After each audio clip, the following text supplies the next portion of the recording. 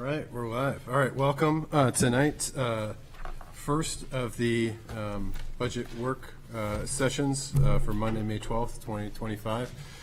We will have public comment at the end. Public hearing starts, the actual public hearing is at next Monday, the 19th, where we'll extend on through the budget process. But look forward to getting through this summary, and I'm going to pass it over to our city manager, Karen Conard, to walk through the introduction and budget summary.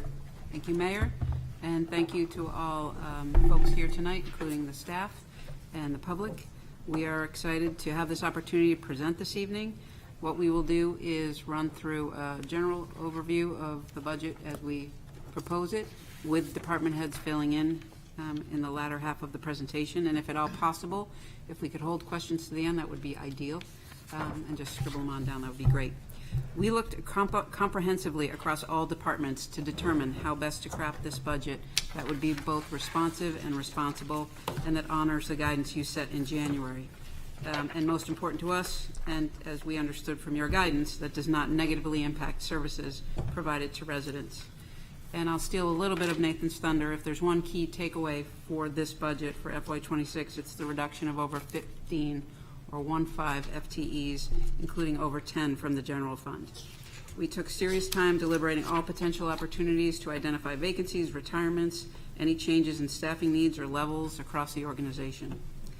And just to provide some historical context, over the past 5 years, the average increase in the total budget, including this one as proposed, is coming in at 4.35%, which is notably below the Social Security Index over that same period of 5.08 and the CPIU of 4.43. So tonight we will remind folks of what we've completed relative to the budget timeline and what still is laying before us. We are at the budget work session for the general fund, where we will make presentations with the first of 5 opportunities for public input. As the mayor mentioned, we will have the public hearing on the overall budget a week from tonight. This coming Wednesday, we will hear from the enterprise and special revenue funds. We will have a continuation of how the budget review is going on May 28th as a special work session, and on June 9th at a regular city council meeting, we hope to continue the public hearing and adopt the proposed budget. So I won't spend a whole lot of time on this slide other than to remind folks of what the city council offered by way of guidance, landing ultimately on a budget target of 2.9%, which represents the rounded up number of the 10-year rolling average of the CPIU at 2.84%. And we were also asked to detail impacts of a 0% increase, and we have done that by creating an appendix at the rear of this budget, which we would expect to keep as an appendix moving forward for future budgets. And what we tried to do is adhere to those goals that did not change from this council, and those are in the right-hand column. What is in the budget, for folks that are not as familiar, are all the elements you see and in the order you see it. And we take a lot of pride in every single page, and every year we debate how much information to put in this budget, and every year we are very proud of what we end up deciding to put in this budget. For FY26, some of the budget impacts are familiar and some are new or have some standout element for this coming fiscal year, namely a reduction in the New Hampshire retirement rate, which is helpful, reductions through attrition, which Nathan will get into. Also noted is the end of ARPA funding. We've obligated all of our money and we're in the process of spending it all down. The Rockingham County Tax had a hearing this, I think it was last Thursday. To our surprise a little bit, they've got a % increase over what we had budgeted, so we'll be incorporating that. And this will be the first year where police body cameras and tasers come into a recurring line in the budget. So Nathan, you are up to take it from here. Excellent. Welcome. Good evening. Let me start with an executive summary to share all of the fun facts right up front. The proposed budget for FY26 is $149,894. Wouldn't that be nice? $149,894,940. It's a $5 million increase and lands at 3.47%. As the city manager mentioned a moment ago, it includes reductions of 15.11 FTEs. I'll say FTEs a lot tonight. So for folks that may not have been through this, a full-time equivalent is how we refer to positions. In this case, a half-time person would be a 0.5 potentially in this calculation, although most of what we'll talk about are full-time employees. Of those 15.11 positions of reduction, 10.71 of them are from the general fund. Another 4.4 positions we'll talk more about on Wednesday night when we have the next work session and deal with enterprise and special revenue funds. This proposed budget would result in an estimated tax rate of $11.57 per thousand. With the current rate set at $11.18 per thousand, the increase would be 39 cents per thousand, which would be a 3.49% increase year over year, and projects as about $300 per year for the median single-family home. There's a slide later in the deck that will describe that in greater detail. So we talk about the general fund routinely, referring to two pieces. The operating portion picks up staffing and programmatic costs. The non-operating covers overhead and infrastructure costs. That includes debt and capital investment, the county tax, the manager mentioned, and replacement technology equipment. This year, the operating budget as proposed is 82% of the total. It grows by 4%. The non-operating represents 18% of the total and grows by 1.13%. Wanted to give you some explanation for the thought process and logic that led to the 3.47% increase that is proposed. In the course of budget development, the city staff became aware of two mandatory costs expected to grow significantly in FY26. In the area of welfare, our direct assistance program includes the emergency support that the city provides to residents in need, primarily shelter, especially through the colder months. Direct assistance is described in state law, and it's projected to grow by more than $100,000 for next fiscal year, roughly a 40% increase in that component of our budget. Additionally, tuition and related costs in the school department special education budget for out-of-district placements, serving students best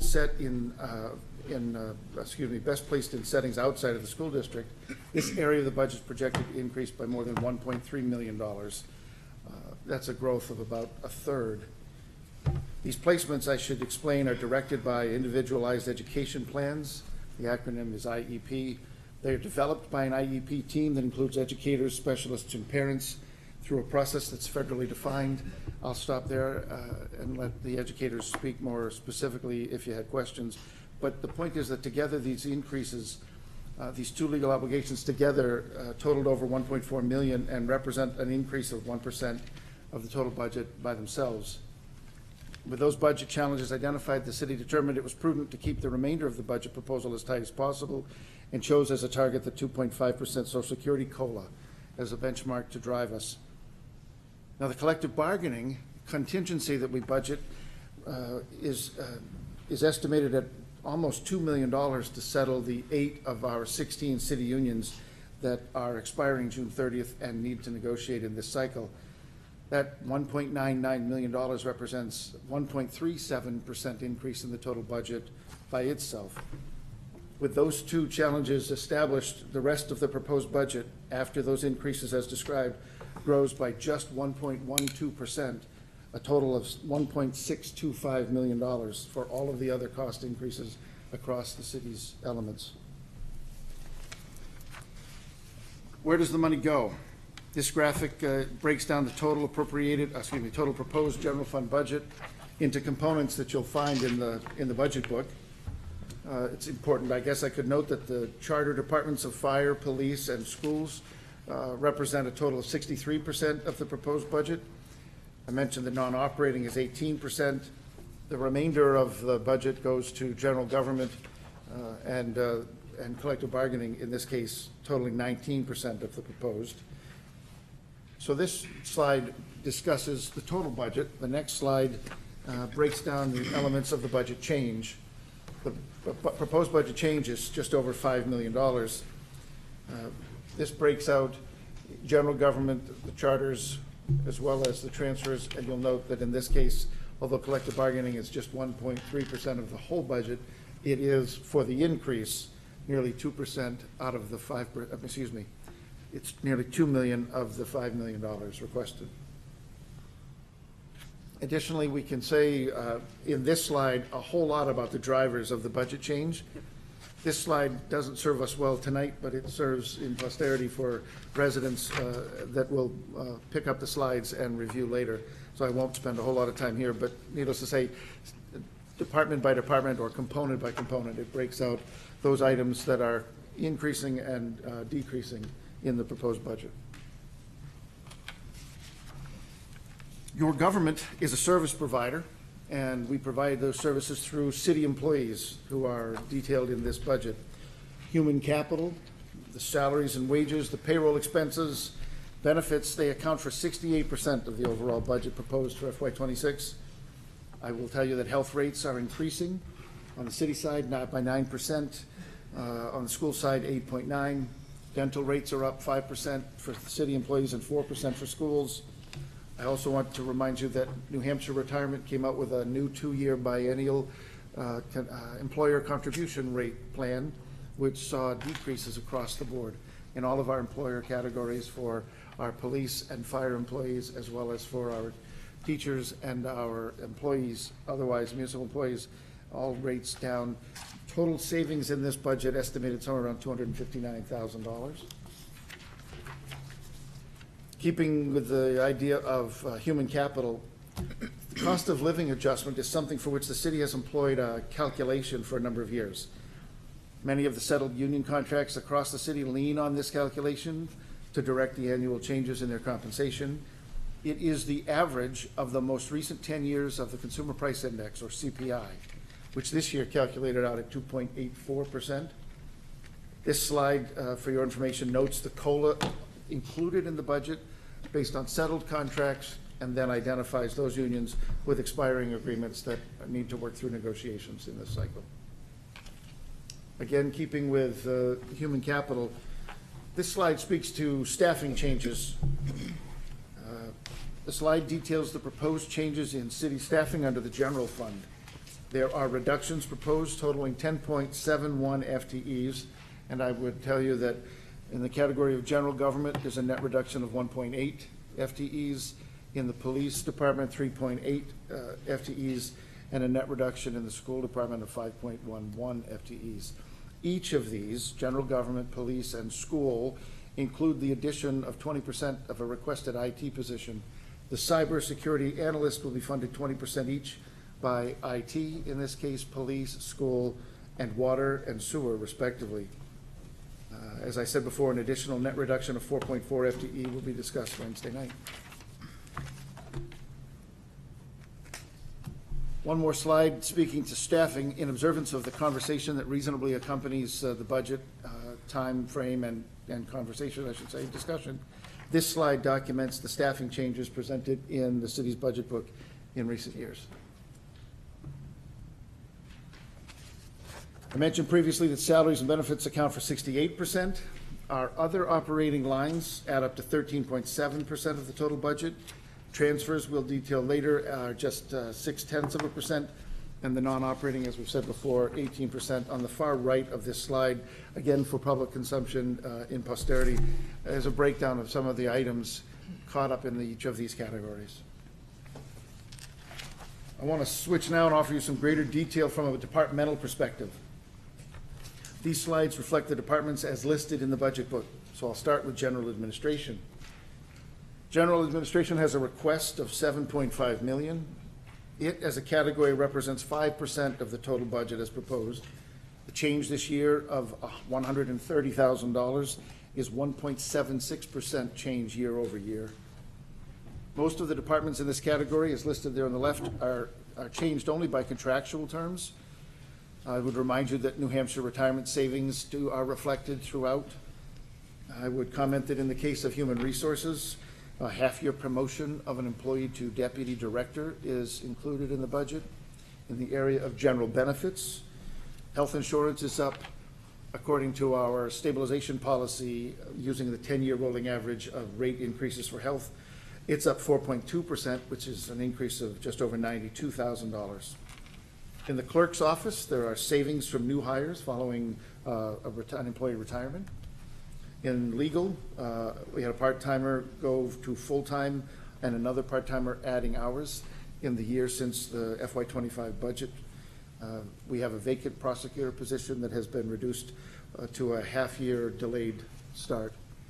And in the area of information technology, there were savings on new hires there, plus the increase of the 20% portion of the cybersecurity position.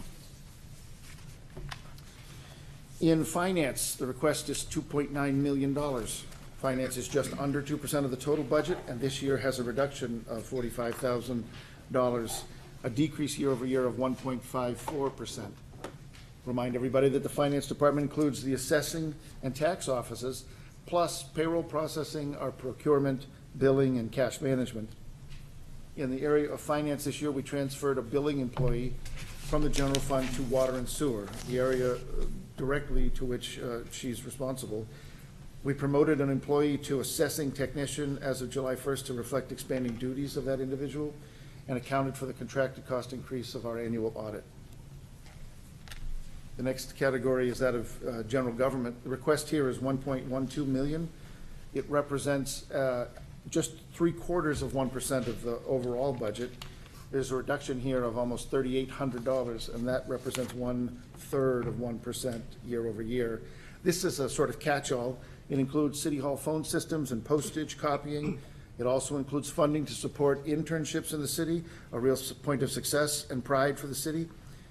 Fireworks, my public service announcement, are not included in the FY26 request.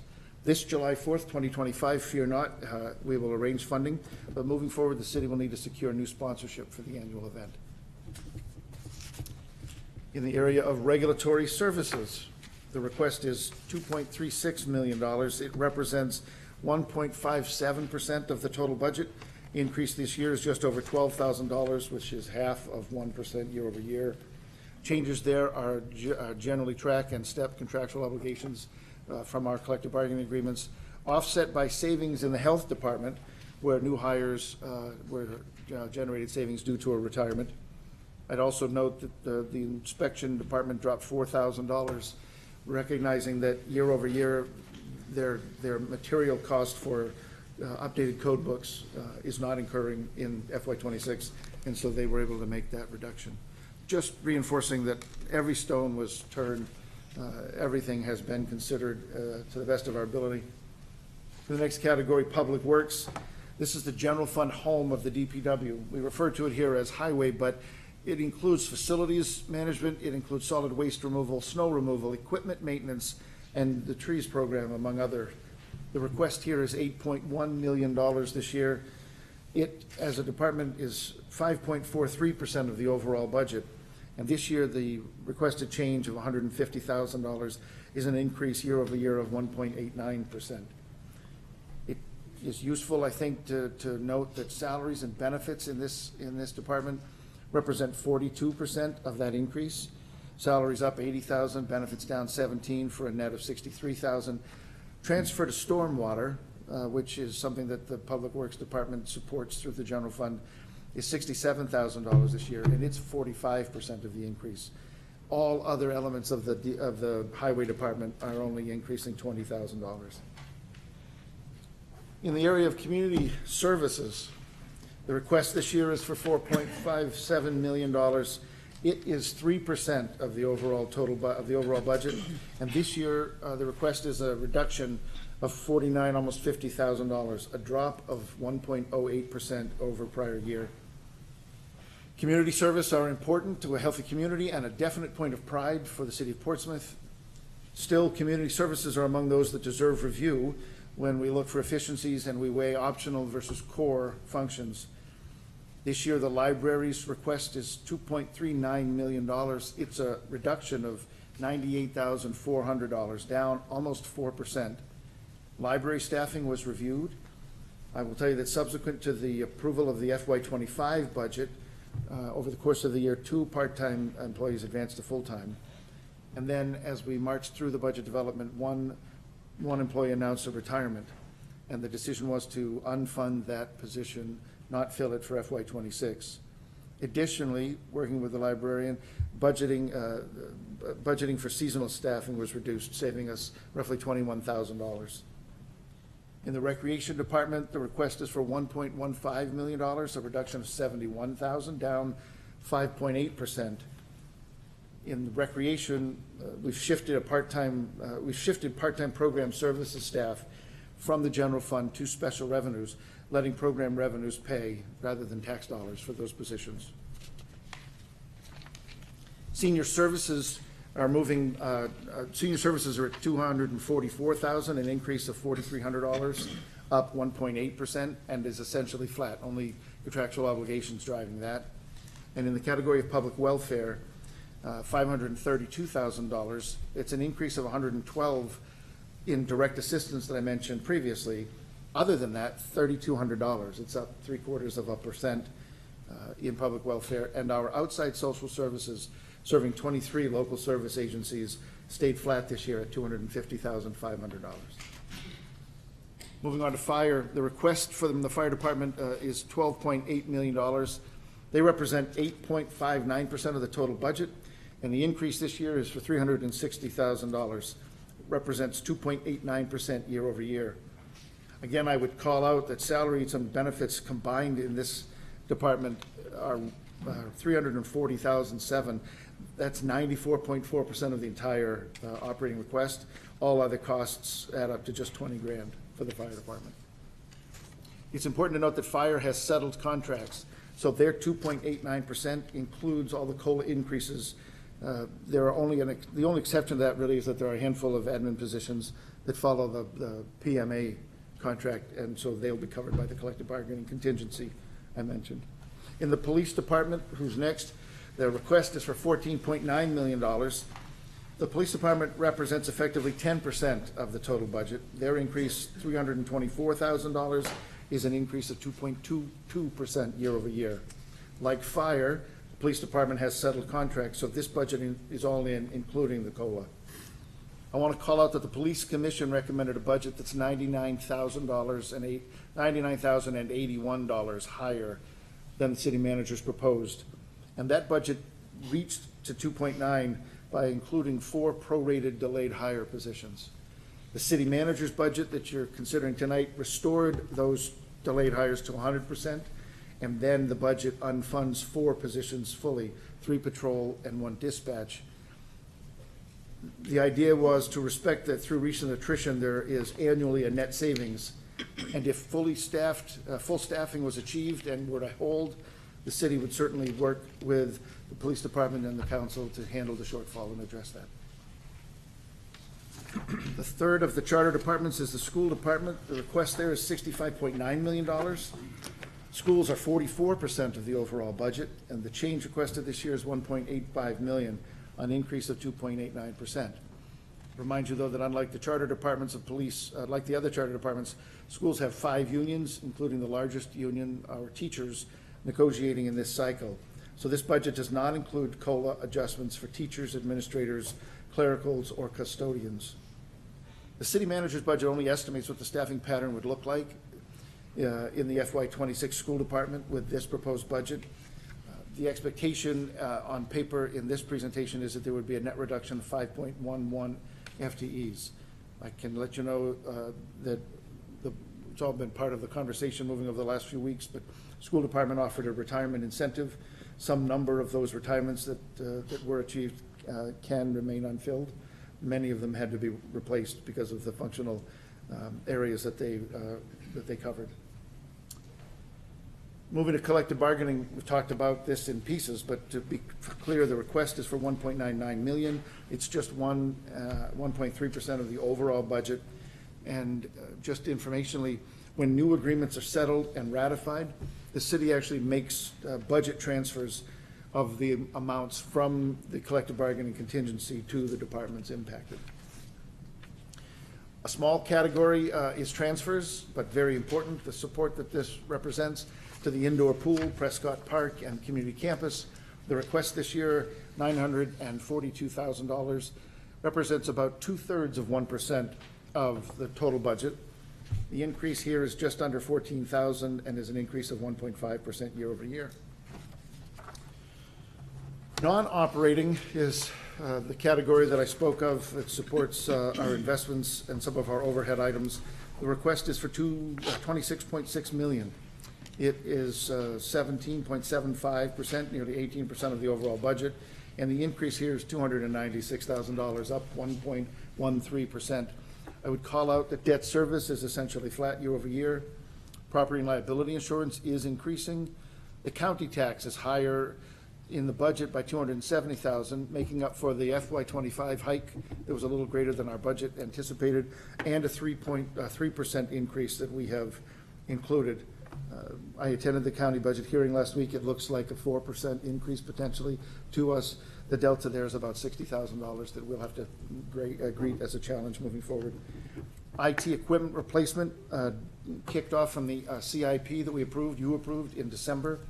The increase there is about $100,000. That's after the IT staff helped to identify some reductions. We reduced about $60,000 from that category from what the CIP was approved at.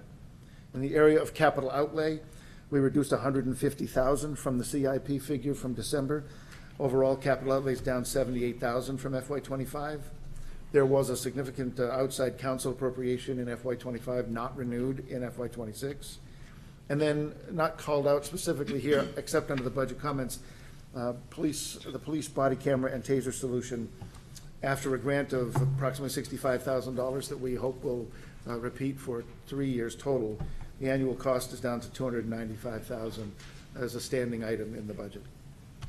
So, summarizing then, the proposed operating that we talked about is up essentially 4% overall. That includes the general government, charter departments, collective bargaining. I would say to you that the general government limited its change to less than 0.75%. You'll see there 0.73. Police and fire, I would remind you, both have COLAs included. The school department is at 2.89%. The COLA for 5 of those unions in the schools are included in that collective bargaining of 1.9, as are 3 additional unions that will impact the general government. I reviewed non-operating just a moment ago, but remind you again, that's at 1.13%. There are the changes that I spoke to. Now I'll double down again and talk to you about a couple of policies, financial policies that have stood the test of time and served the city well. In the area of debt service, this is of course driven by annual capital improvement plan process that we go through. Remind you that our city policy directs that net debt service remain less than 10% of annual appropriations each year. This, I would remind you, is our managed borrowing program to fund capital projects. This year, the net debt service is just under 8% at 7.97%. The next category is that of capital outlay. Capital outlay is another budget element related to city investment in our infrastructure. Capital outlay is our pay-as-you-go program of cash investment in our city. The city policy in this area directs the capital outlay be a current appropriation of not more than 2% of the prior year's general fund budget. And this year, the capital outlay total of $1.56 million is 1.08% of FY25, the prior year. Also interesting to note that the proposed FY26 is just lower than the 10-year average noted there on the right. Again, for posterity and for public review of this presentation hereafter, we include a list of the capital outlay projects from FY26. I would remind you that the capital outlay in general is part of the CIP. It's located in Appendix 2, I think page 24 specifically for capital outlay. Last up for me is rolling stock. This is our vehicle and large equipment replacement program. The budget here for FY26 is $789,000, which is just $5,000 more than the prior year. This list identifies projected replacements, and you can find the details of the rolling stock in Appendix 1 of the budget document. Thank you, Nathan. To close out this section of the presentation is where we started with an estimated tax rate of tax rate increase of 39 cents.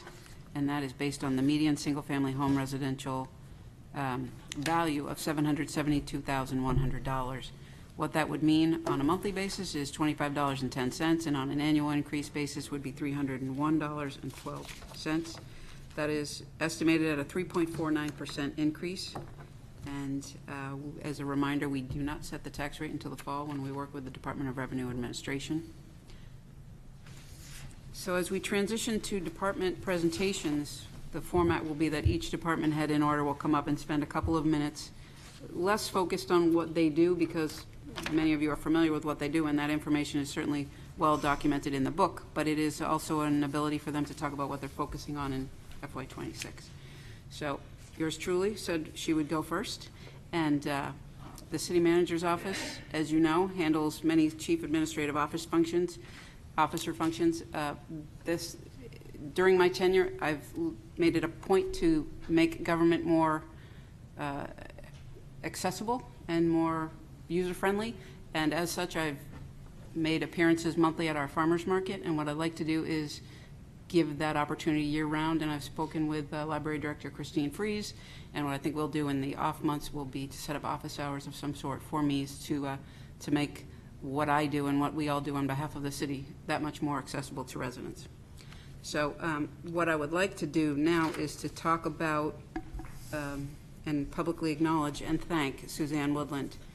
She will be transitioning at the end of this fiscal year from her great role as Deputy City Manager and Regulatory Counsel on a full-time basis to part-time Regulatory Counsel, primarily for water, sewer, stormwater, but we all know the resource and treasure that she is to the entire city. So I would like to thank Suzanne because she's played such a key role in transitioning so many of the departments to the point where we have great stability, we have the right people in the right seats. I feel really comfortable about where we are, and it's in very large part due to her support and effort. So thank you, Suzanne.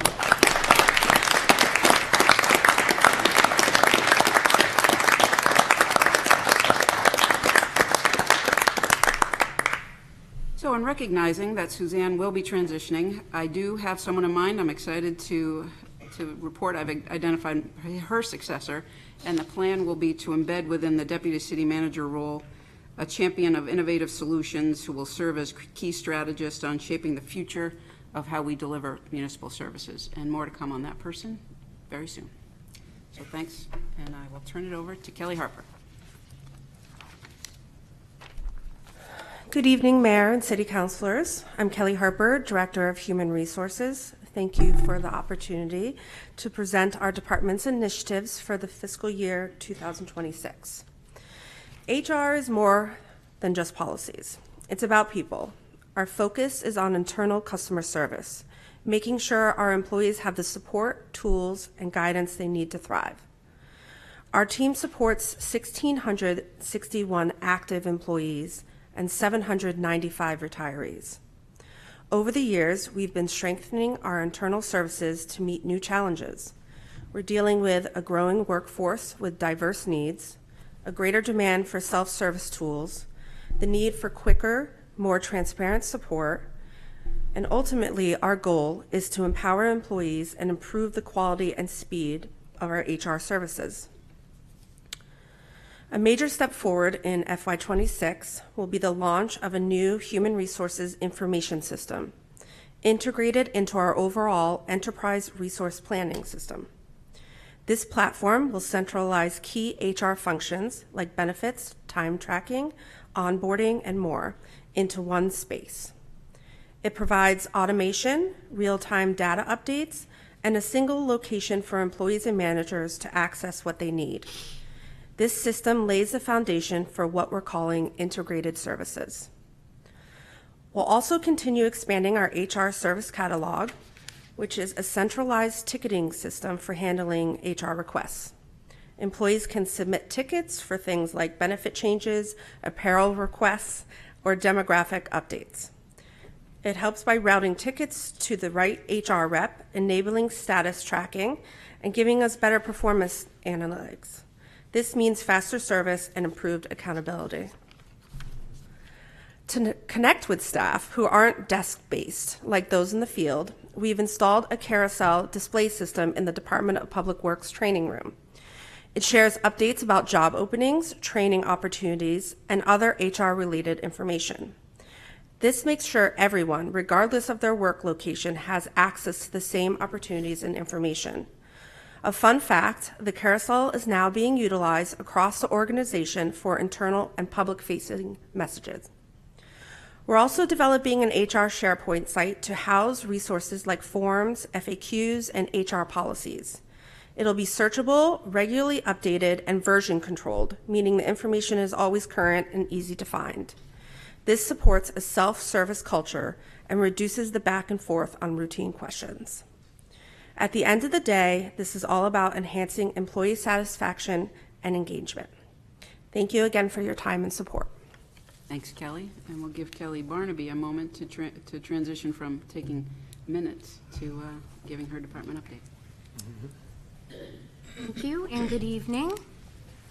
An interesting fact that I would like to share with you this evening is our office possesses the Act of Incorporation of the City of Portsmouth, which is dated July 6 of 1849. It is sealed by the Office of the Secretary of State after the New Hampshire Bill of Rights was put into effect on June 2, 1849.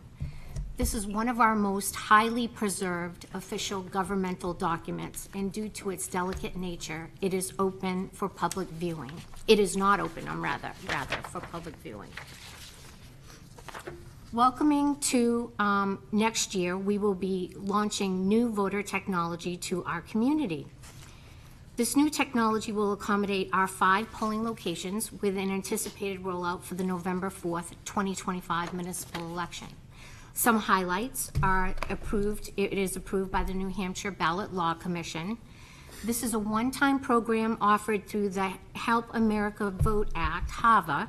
Municipalities will receive a $3,500 in federal funding per device. There are over 100,000 units deployed worldwide, and this technology can read ballots up to 30 inches in length, which will reduce the need for double-sided ballots. A point of interest is it is a lightweight, easy to store and carry, and setup is very efficient.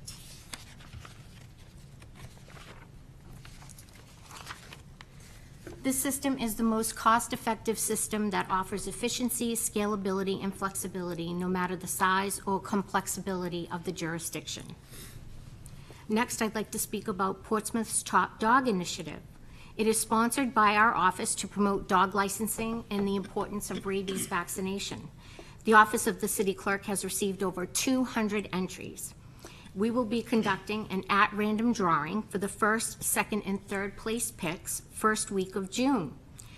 This will result in prizes donated throughout the community, and I would like to thank in advance those that will be contributing to this drawing. The response has been wonderful, and everybody is excited to see how the program will grow next year and to see if their dog will be chosen as the top dog for Portsmouth for 2025. Thank you. Thanks, Kel. Susan, you're up. Hard to follow, Top Dog. So, a fun fact, I was asked to present a fun fact. So, if you're not aware, the legal department provides services that enable the city to host over 50 special events each year. We ensure that the event is in compliance with the city ordinances. We draft the encumbrance permits and liquor licenses and review the certificates of insurance. Without that legal assistance, the community would not enjoy those special events that we so treasure. As you know, since I started as city attorney, we've been upgrading our systems and working on a case management digital system called HiQ. HiQ, some of its features, as you would expect, keep track of our active work, they automate documents, and we use automating calendaring. But it's also helping us coordinate with other departments. So for example, what we've just accomplished is in our litigation module, we've developed a shared site for the assessing department to use to upload all of their tax abatement case documents. So whether the abatement case is going to the Board of Tax and Land Appeals, which we would handle, or the Superior Court, which we would handle, their documents would be uploaded into that site. They can do that, and they can monitor and have access to those files as the case progresses through the process. This is going to eliminate a substantial amount of duplication of record keeping and data entry between the departments. Our next module is going to be focused on the city council and your committees, boards and commissions, and we are going to be coordinating tasks with the city clerk, and like with the assessing department, find a way to assist in eliminating duplication of efforts for those services. Looking forward to the year to come, actually this summer, starting on Monday, we're going to have a legal intern from UNH Law. And we've decided that her project for the summer is going to be help us put together a code enforcement ticketing system. And so we'll be working with inspections, fire, and health in establishing this ticketing program. Also, in the year to come, we'll be looking very closely at artificial intelligence programs to help us with developing our documents and reviewing documents. There's a lot of interesting programs out there. We've had one presentation from Thomas Reuters, who coordinates with our Westlaw research program that we currently have, and with HiQ. So we're also finalizing the storage of our paper files in Iron Mountain, but our plan is to bring them back slowly and sort through them and sort them down to the documents that we really need to keep. In the future, all of our legal documents will be stored on SharePoint in a digital format. So, and as you can see, there is the ongoing project, the Legacy Project.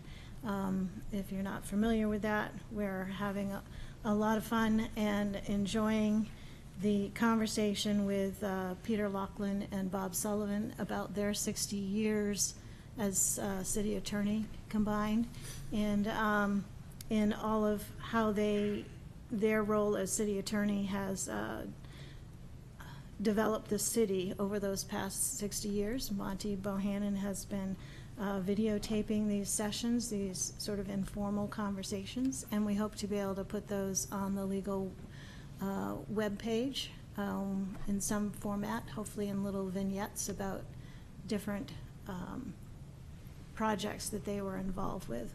Last week, I think that they talked quite a bit about PEAS and PDA, and also about the HDC and how that was formed. So we're hoping to be able to honor their contributions to the city in that way. Thanks, Susan. Up next is Ryan Babcock. Good evening, Mayor and Councilors. I'm Ryan Babcock, Chief Information Officer for the City of Portsmouth. As an interesting fact, City of Portsmouth's website received over 2.6 million visitors in the last 12 months. All IT services ride on the city's infrastructure, which connects the city to the internet and connects various sites across the city. The quality of the infrastructure impacts all IT services. The city's municipal area network includes 20 sites, each with unique requirements. In FY26, we will modernize and expand the network at several locations, including the Department of Public Works at Beverly Hill, the Foundry Garage office, Spinnaker Point Recreation Center, and the outdoor pool. We are planning direct internet access and a software-defined wide area network at 4 critical sites, Department of Public Works and the 3 fire stations. Currently, all sites are connected by dark fiber to the data center at City Hall and the disaster recovery site at the Senior Center for internet access. Adding direct internet access at the most critical sites means that these sites would still have access to the internet even if City Hall was experiencing an outage. New technology is only as effective to the degree staff is skilled in its use. For city staff to fully leverage new technology and provide consistent quality service to citizens, staff must have mastery of new technology.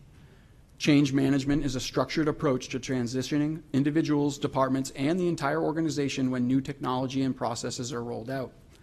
Change management includes planning, communication, training, and sustaining these changes.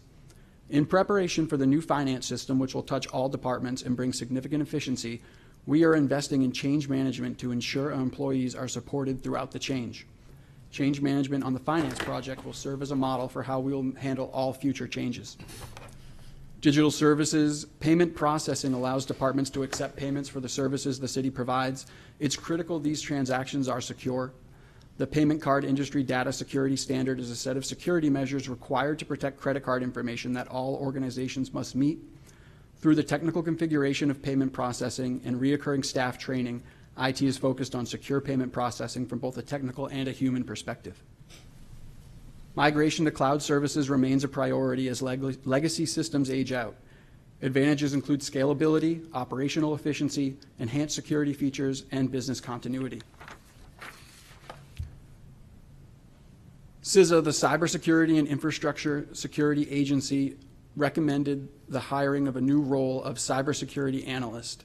Cyber threats against all organizations, and particularly municipalities, require dedicated staff, and several New Hampshire municipalities have added this position to their team. This position will work to protect information systems and data from security threats in all city departments, including schools, police, fire, as well as central city operations. This staff member will bring specialized expertise to ensure the city fully leverages investment in the technology tools in place to the benefit of the citizens. There is no greater service to the citizens of Portsmouth than the protection of data in these times. Thank you.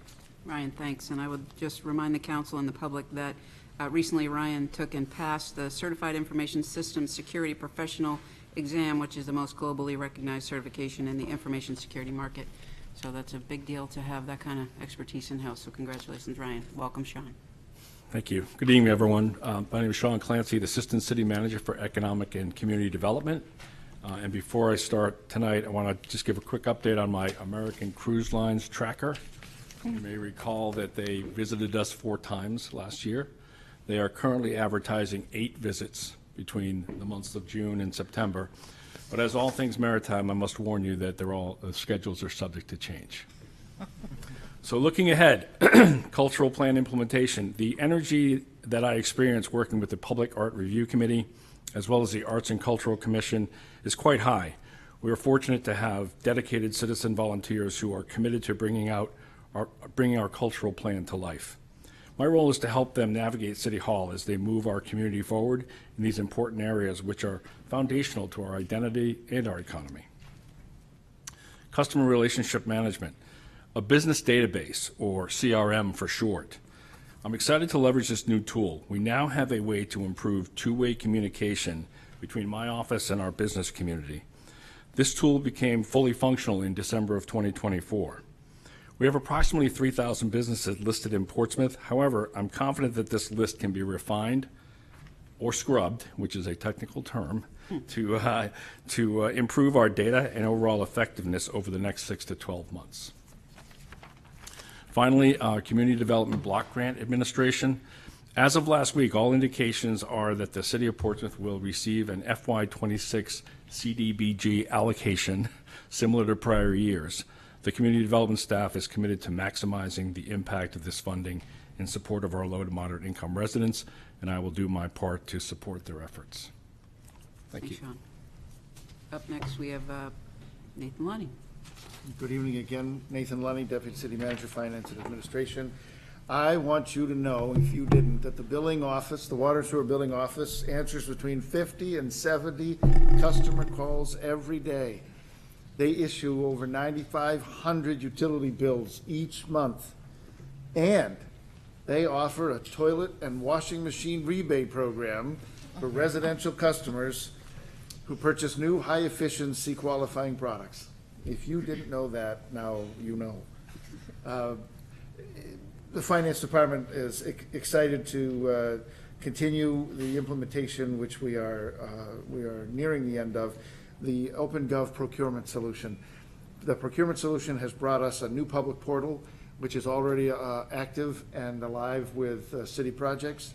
It creates a cleaner and hopefully more effective interface to our vendors and another layer of transparency to the public that might be interested in the procurement efforts of the city. We worked initially to launch the product so that we could support that interface for our solicitations, including bids, RFPs, RFQs. We're moving now toward the back end, enlisting the support of the legal department as we build templates not only for our solicitations, but for the contracts that follow, trying to create this streamlined process of workflows, approvals, creation, workflows and approvals that is tying together the elements of the city involved in procurement without moving paper and people all the time. In that same vein, our new financial management and HR information system solution is in our future. We are heading towards negotiations with our preferred solution. We expect to spend the summer and fall documenting our internal processes and pairing those with the new technologies and best practices brought to us by our new software partner. This will be a cloud-based model. And I will tell you that our current system is 20-plus years old, and there have been, through the course of the demonstrations and the deep dives that we've done, several mic drop moments where the technologies of the day are just so catastrophically better than what the staff work with that they have been shocked to glee and tears a couple of times. So we look forward to the next couple of years. We expect this to be a multi-year implementation, but it certainly is going to drive major benefits into the financial processing of the city. And then, big deep breath, I would say that finance looks forward to continuing to work to manage transition through 2024 and 2025.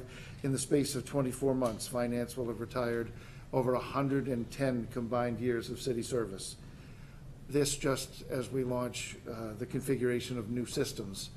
And not all of those 100 years have left the building yet, but managing that transition over the next 12 months is a real priority. Thank you very much. Thanks, Nathan. Up next is Peter Britz. Good evening. I have a geographic fun fact for you. The city of Portsmouth is 15.39 square miles, and of that square miles, not including the river and Sagamore Creek, 3.65 square miles are wetlands. We just finished updating our wetland map, so that represents 24% of the area of the city is wetlands. So the Planning Sustainability Department staff works on both short-range and long-range planning projects. The short-range work includes our support for the land use boards, including the Board of Adjustment, Historic District Commission, Planning Board, and the Technical Advisory Committee. This includes accepting and moving land use permits through the system, coordinating with inspections and other departments to get projects approved, and also ensuring they're compliant with the approvals they were granted. Our long-range planning includes support of committees such as the Sustainability Committee, the Housing Committee, the Portsmouth Energy Advisory Committee, Coast, and the Rockingham Planning Commission. That long-range planning work also includes our support of housing in general for the city, supporting the Housing Committee, and receiving the Housing Champion designation from New Hampshire Department of Business and Economic Affairs, and our second Housing Opportunity Grant, HOP2, all work supporting the enhancement of housing supply, and in particular below market rate housing. The CAP implementation, the Climate Action Plan, we continue to try to implement the Climate Action Plan. One of the tools we're going to be using is this Bright Action Dashboard, which is a platform that people can use in their homes and their businesses to see how they can reduce their greenhouse gas emissions and compare with other users. And also we'll be installing a solar electric charging station for electric bikes and scooters, things like that, outside of the library over the summer. We've begun a new program of conservation monitoring all of the city-owned conservation land and all the city undeveloped land. This is something that we've been trying to do for years, and it'll give us an idea of what's changed on those lands and what we might need to do to enhance them. And then finally, the master plan. We've hired a consultant, Util Design, and we're underway setting up a steering committee or a local advisory committee to guide that plan.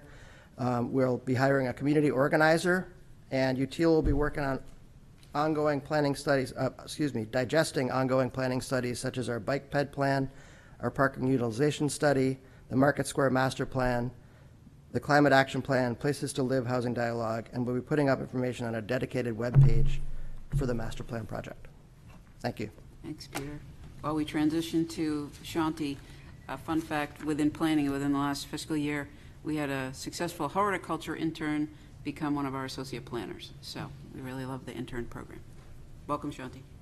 Good evening, Mayor, Assistant Mayor, Councilors, City Manager, and City staff. My name is Shanti Wolf, and I'm the Inspections Director.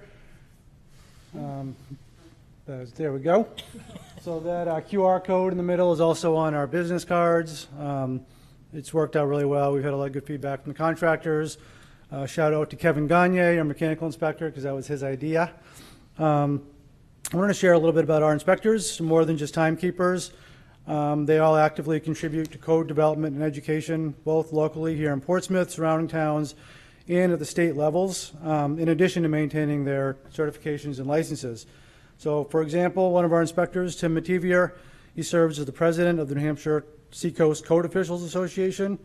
This is a local chapter for the state. I have the honor of being the vice president in that organization. Tim and I also serve on the state chapter, which is the New Hampshire Building Officials Association, as well as its Executive Legislative Affairs Committee. And in order to stay informed of code changes and interpretations, both of our electrical inspectors monthly will attend meetings in Concord for the International Association of Electrical Inspectors. And then finally, our plumbing and mechanical inspector, Kevin Gagne, is a member of this really important board, which is the New Hampshire Building Code Review Board. This board plays a critical role in recommending legislation, more than recommending really, getting it passed ultimately, that amends the state building code.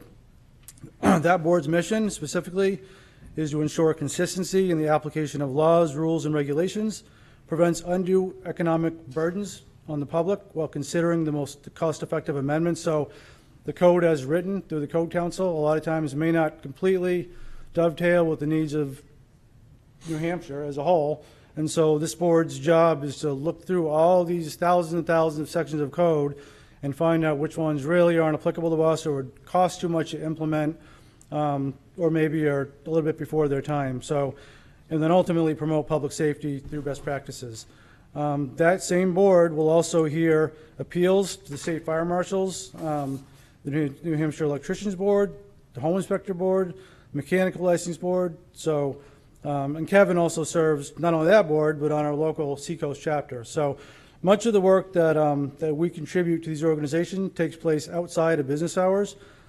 To me, this shows how dedicated this team is to the profession.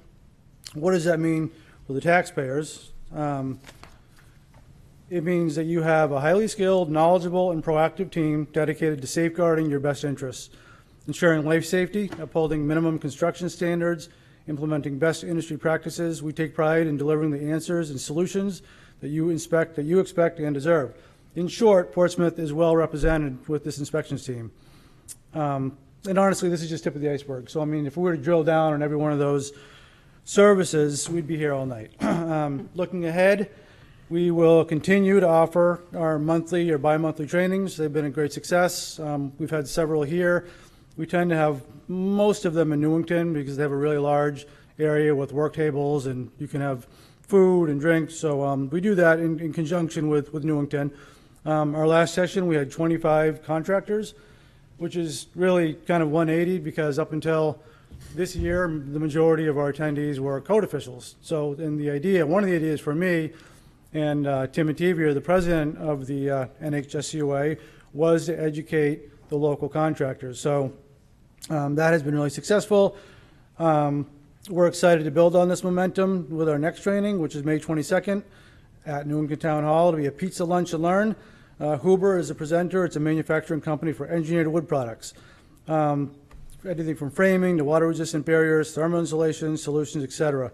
Next month, we have a Kate Kirkwood focusing on understanding New Hampshire and federal lead laws, health risks, and certification requirements, which kind of segues to another future project, hopefully. With your support and collaboration, along with the health department, we aim to establish a residential rental inspection program. This initiative would ensure that rental properties are lead safe and meet minimum standards. Kim McNamara and I did have a preliminary meeting with Council Lombardi, so hopefully more to come on that. Thank you all for your continuing support. Thanks, Shanti. Up next is Kim McNamara. Welcome, Kim. Hi, Kim McNamara. I'm the director of the Portsmouth Health Department and the health officer for the city. Portsmouth Health Department is part of a 23-town regional public health network in the Seacoast area that responds to public health emergencies. And in that vein, we have received our 5 new emergency response trailers for sheltering and mass vaccination or mass mass antibiotic dispensing clinics if is needed in the future. So we'll be working this year on building out our inventory for these.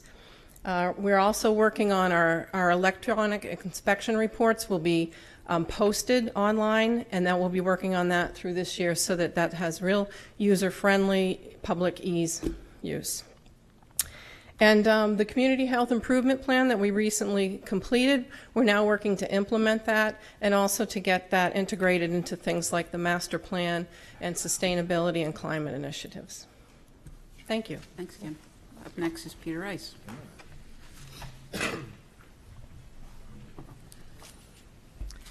Good evening. Peter Rice, Director of Public Works. The FY26 budget maintains core functions and level of service that are currently provided by the city's Highway Division. In FY25, the Highway Division completed a number of projects, including the planting of 150 trees in April.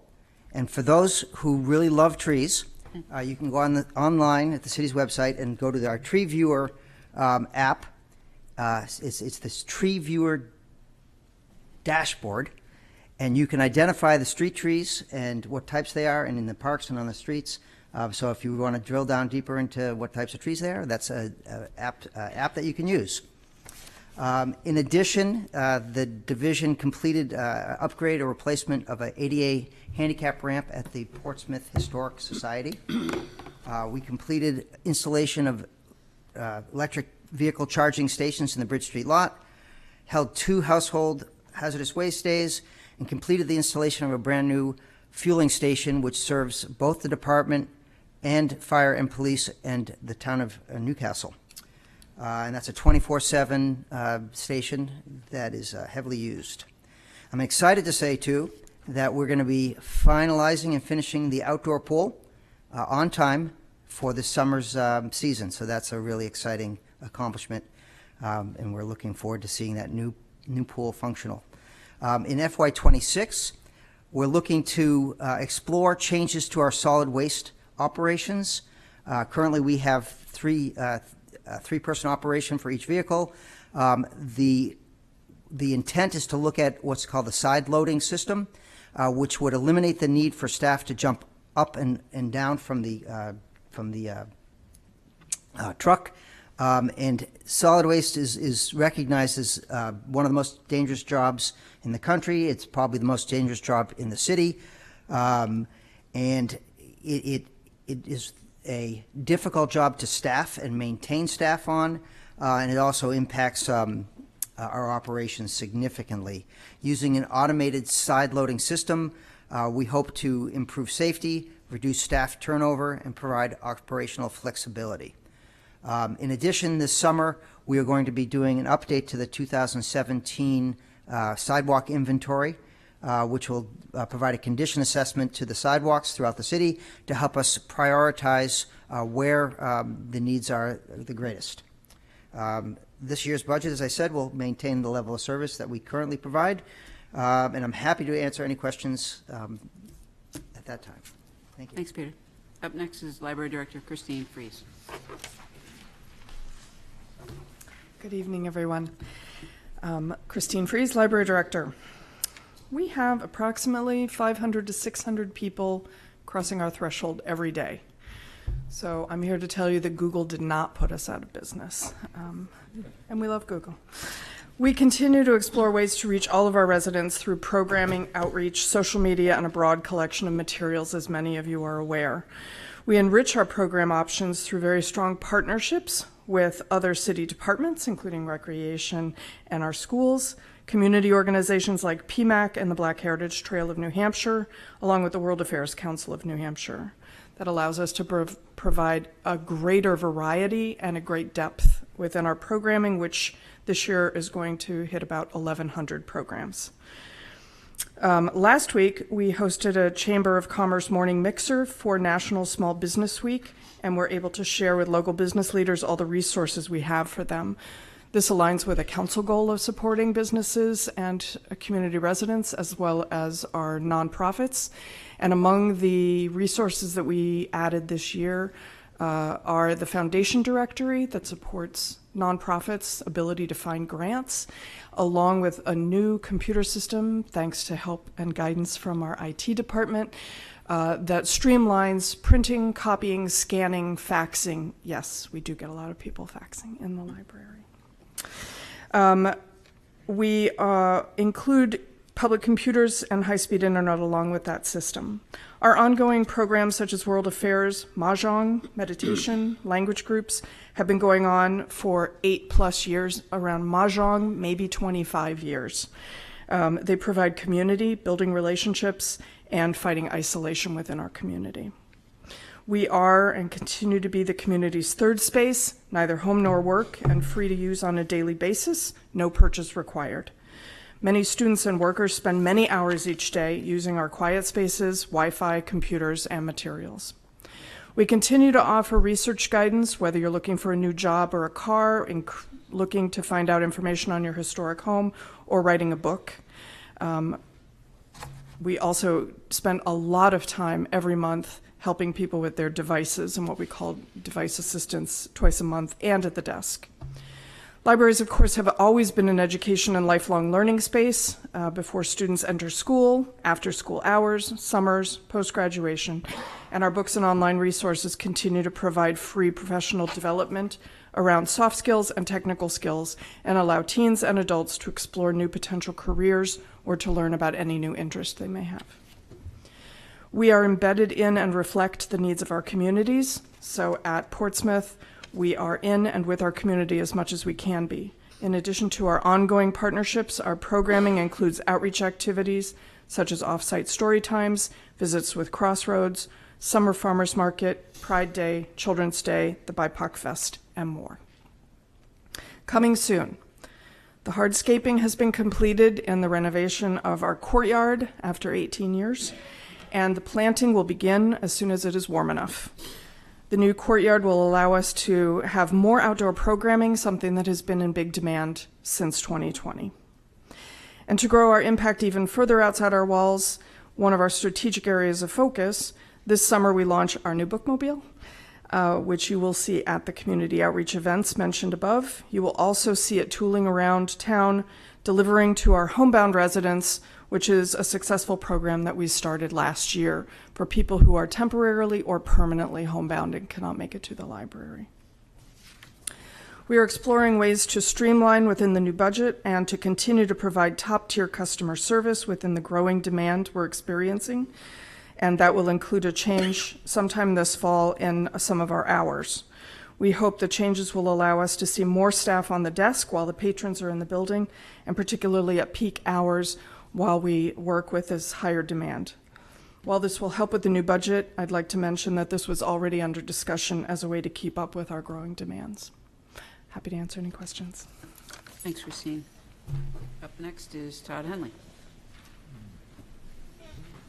Good evening, Todd Henley, Recreation Director. The Recreation Department is offering 1,222 hours of childcare this spring and summer between our after-school activities and summer camps. And that's because we are a leader in childcare in the city. Affordable, reliable, quality childcare. We are a huge resource for working families that want to know that their children are safe and having fun. And we are expanding our childcare options this fall with the After-School Care and Enrichment Program, or ACE. With school bus service from the 3 elementary schools, we are a new and exciting option for aftercare with a focus on enrichment programming. In fact, we opened registration for this program this morning at 9 a.m., and it filled in less than 10 minutes. We will continue to evaluate the needs of our families and try to accommodate what those needs are. But that's not the only thing that we offer for full-time care. What's a rec department without an awesome summer camp? Providing summer care for hundreds of children and families, our camps also fill up in minutes due to our affordability, activities, and quality of our program. And new this summer is the addition of our Teen Explorers Camp for those in grades 6 to 8. We also continue to have daily after-school options featuring STEAM-based programs such as Lego robotics, science, art, drama, and cooking. So even if you just need one day of care, we can do that too in a fun learning environment. Finally, we also support families by offering care during no school days, early release days, and school vacation weeks. We are a crucial part of providing safe childcare for our residents, and we take great pride in that. And next, I'll talk about senior services. The Senior Activity Center has over 40 volunteers that gave 2,015 hours of their time in the past year. Those volunteers are just one aspect that makes the Senior Activity Center feel like a second home to many older residents. With a jam-packed schedule full of activities and events, plus a welcoming drop-in lounge and friendly staff, it is a place to feel relaxed, supported, and safe. Support for our seniors is of the utmost importance. The Senior Services does that in many ways. Multiple social events per month and weekly meals create a sense of community and help those who are in need of a friend or someone to talk to. The center is a resource for anyone in need of help too, whether it be tax assistance, mental health, transportation, Medicare, or health and wellness. Senior Services either has a class or program about it, or we can refer you to the correct resources. There's also an ongoing highlight on the arts at the Senior Center. A robust concert series, trips to the theater, watercolor classes, music lessons, and many other art options. Plus, an ever-changing art exhibit that lines the halls. Something for all those interested in keeping their creative skills alive. Finally, one group that is always celebrated and focused on at the Senior Center is our veterans. The Senior Activities Center offers support groups, special veterans events, veteran-centered programming, and lectures. We make it a point to thank and support our local men and women that have served, and we are honored to support our older adults at Senior Services every day. Thank you. Thanks, Todd. Rounding out the general government is Welfare Director Jody Carnes. Hi, Jody Carnes, Welfare Director, and as of tomorrow will be my 1 year. Here we go. So I met you 1 year last year on my very first day. So as of today, I'm an we have RSA 165, which mandates welfare guidance. This year, we've seen an uptick of, I'm up to 855 activities already. I estimated about 900. I will surpass that for sure. We've done 27 security deposits to get people rehoused, which was very exciting in this tight market. And I also do the water department program. So we also do outside services. We allocate for 23 local agencies, level funded this year. And I am also part of the Seacoast Impact Collaborative, which is all of the nonprofits in the area all get together, and we're trying to do soft handoffs and staff training. And so as training goes, each other in what each of the other agencies do to best serve our clients and your residents. Thank you. Thanks, Jody. Jody will be one of the folks in-house working with that Community Resource Network website that we showcased at our last meeting. Thanks. Up next is Fire Chief Bill McQuillan.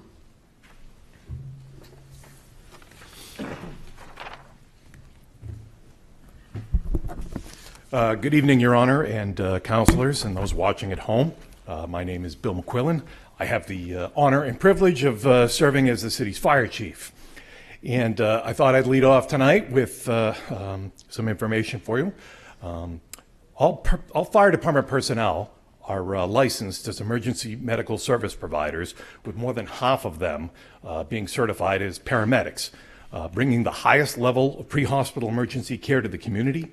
And we are an advanced life support service, both for our fire engines and our ambulances. The fire department budget proposal meets the guidelines that you gave us, with a 2.9% increase without impacting the high level of service that we're currently committed to providing. This request allows the department to maintain staffing at 15 personnel per shift, with 5 at each fire station. This allows us to operate consistently across each fire district and offer the same service citywide in a timely manner. This also allows us to take advantage of training opportunities to have a better trained staff and more visibility within the community.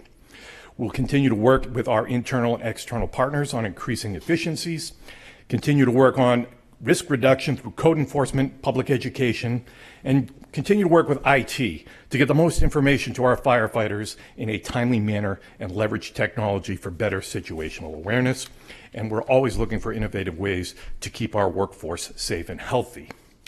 One thing that this request does not have in it that was spoken about at the commission hearing, we did talk about some additional administrative help to help us increase our emergency medical service capabilities, which is about 70% of our call volume.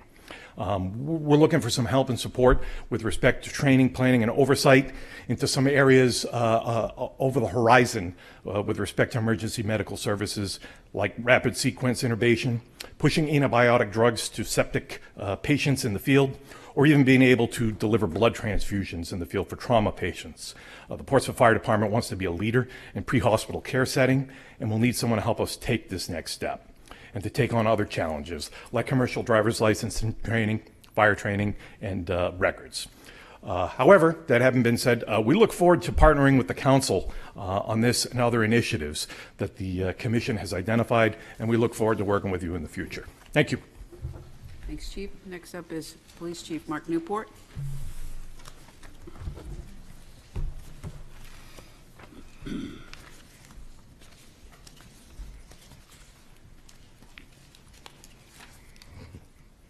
Good evening, Mayor and Council. I'd like to start off with a success story as part of our budget from FY25 with the addition of a social worker. And that social worker has had a direct impact not only on our department but as in community. She's helped reduce social service calls for our officers, and she's been very beneficial to members of the community, help receive services that they previously did not receive. And if we weren't in such tight economic times, we would be asking for an additional social worker moving forward. I want to thank the council and the community for funding our initiatives, such as our new dispatch and records management system, the body cameras, and the tasers. These purchases will allow our department members to perform their duties more efficiently and keep our officers in the community safer. Where we are with the rollout of these new programs is with the records management system. We have been trained. Unfortunately, there's been some hiccups between the state and Central Square, which is the record management system, as far as the rollout, but behind the scenes, we continue to train with it. We can use the system offline and work it with our current system of IMC, so when we do go live, the transition will go a lot smoother. The anticipated start date for that is going to be in the fall, around November. We just completed the rollout of the tasers. All of our officers have been trained and have been equipped with the new Taser 10 and out on the street, and it's already had a direct impact with this new taser. When you turn it on, it makes an electrifying noise, which therefore, in a couple of times that officers have presented it, the person who they've confronted is immediately disengaged and followed the orders of the officer and complied to the request without us having to even to use the taser, but just by effectively turning it on. Moving on to the body cams, we have received the body cams, and we are just finished putting together a comprehensive policy, and we will be rolling out the body cam starting in June. Some of the other things that we've accomplished and look forward to continuing on in the next FY26 is the Citizens Police Academy was a success. We just completed that, and there was 14 members that participated in that program, and were thoroughly educated on the day in, day out of police officers.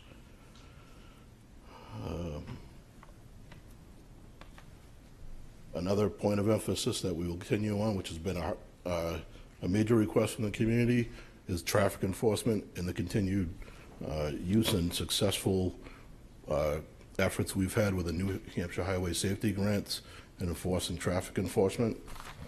We just received a compliment from members of Highway Safety stating that Portsmouth police officers exceeded expectations and are a leader across the state and what their requests are in the highway safety grants and using traffic enforcement.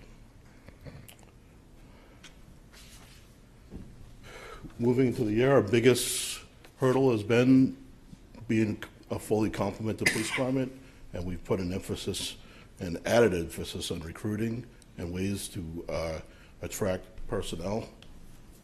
As we presented in our budget, is to have a delayed hiring, but to continue moving forward with filling those positions. I'm happy to say that we've made great strides in filling those positions. And by the end of this fiscal budget, which ends at the end of June, we will probably have at about 67 officers, and we will have 9 out of the 10 dispatcher positions filled. So moving forward, if we go forward with what we presented as a budget, we'd be hoping to have all those positions filled by the end of August or early September.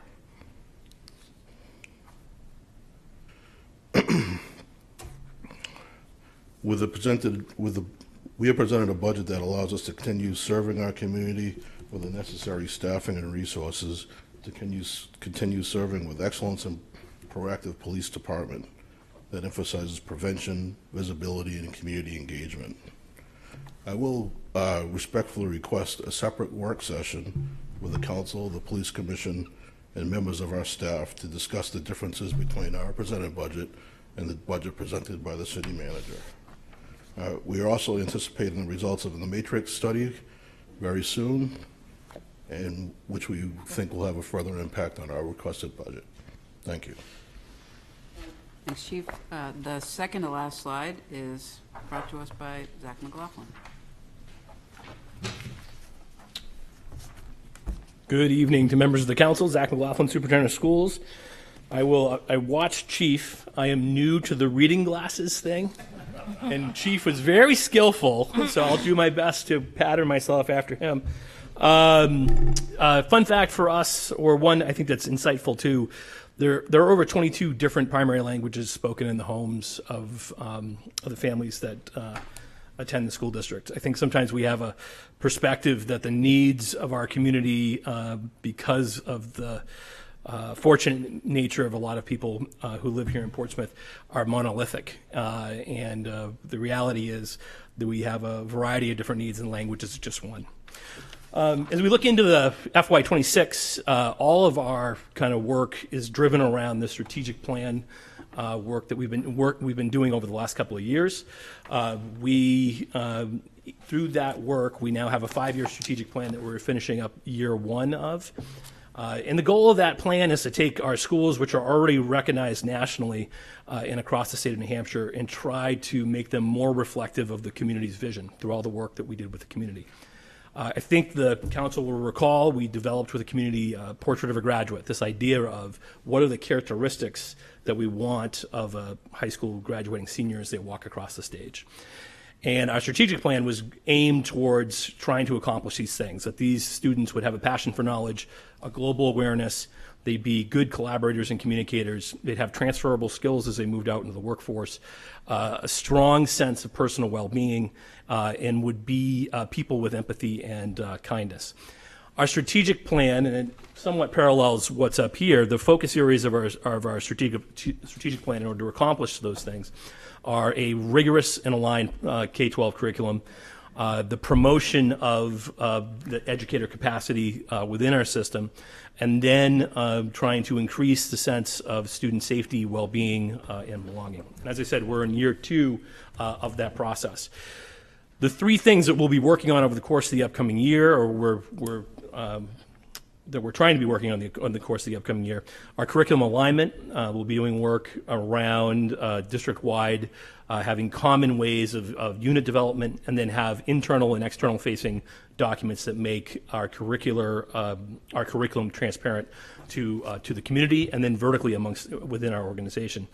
We'll also be working on our evaluation process. We're reworking, or in the midst of moving into several pilots to look at different ways of evaluating and providing professional feedback to our staff.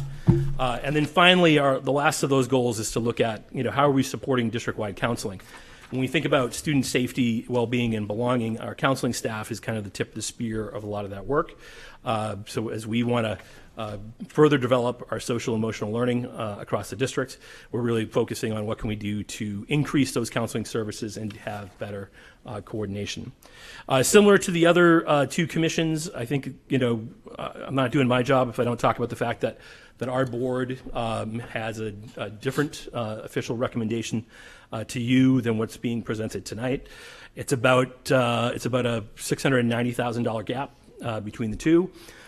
The core of that really works around, and I think the council is very aware of the fact that we offered retirement incentives in the pursuit of trying to create some flexibility for ourselves in the school district. We had 11 folks take those retirement incentives. In the proposal you have this evening, a net of about 5 of those positions go away in an effort to create some cost savings. In the school board proposal, those positions are repurposed around both strategic goals and some targeted investments. Those strategic goals are really focused primarily around that student safety, well-being, and sense of belonging. It's connected, and it manifests in a director of counseling, another social worker position, a behavior-based program run by a teacher at the middle school, and the expansion of a half-time nurse to a full-time nurse at the high school. The other set for the school board is connected to what is one of the big cost drivers connected to the school district, which is out-of-district special education placements. And so there are some targeted investments that are designed to try to mitigate that in the medium and long term. And those are around an intensive needs special education teacher, some paraeducators, and again, that program at the middle school.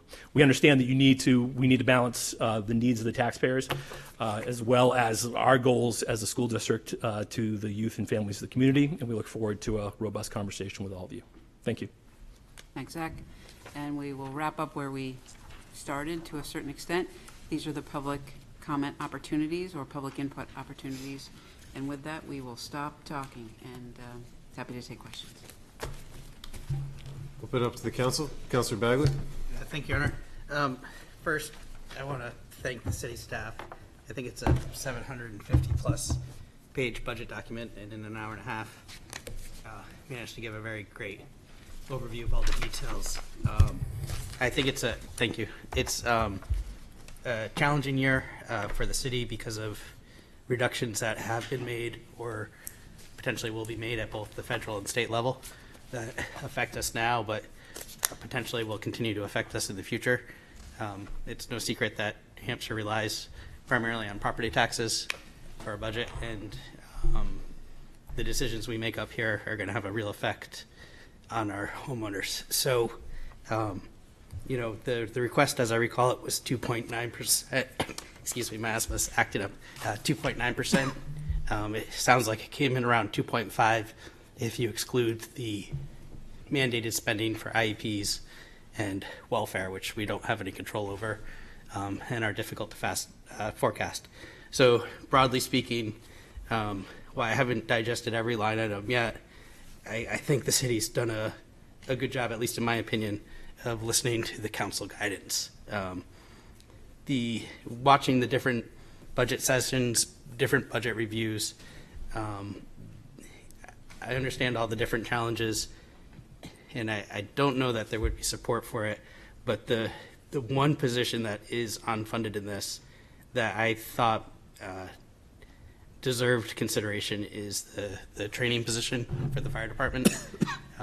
We have 3 crews, 4 shifts, so you have a lot of people working the 24-hour shifts that are kind of insulated, and they don't have a chance to kind of cross-pollinate and get their training. If you look at the fire department, and I kind of think it's a misnomer in a sense, I look at the fire department really first as a first aid response. So when you're in a car accident, you fall down, you break your hip, you have a heart attack, these are the men and women who are coming to give you that care. If you look at our metrics, they're greatly improved. Both the response time, I think it's the response time under 6 minutes, is 50% better this year. I don't want to be too quick to say that we couldn't benefit from more training. So those are my comments at 30,000 feet thus far in the budget process. Hey, Councilor Bagley, any other questions? No. Of the council? No. Or you, Andrew? Just, that could happen as well. Okay, Councilor Morrow. You talked about the Rockingham County, so are the numbers that we're looking at don't include that increase? Is that what I understand? I'll let Nathan. Yeah, the tackle that Rockingham, the budget right now includes a catch-up for the actual this year and 3% beyond that. And it's beyond that. And it's beyond that. But not, I think the number was 60,000. 60,000-ish. And it depends on the, I'm sorry, it depends on the breakdown, property values, the whole formula that goes on. But the portion of the budget voted the other night that is related to our cost was a 4% growth. Not sort of piggybacking on that, but from what I have read and looked at so far, it really seems like insurance costs are one of the huge drivers in a lot of our increases.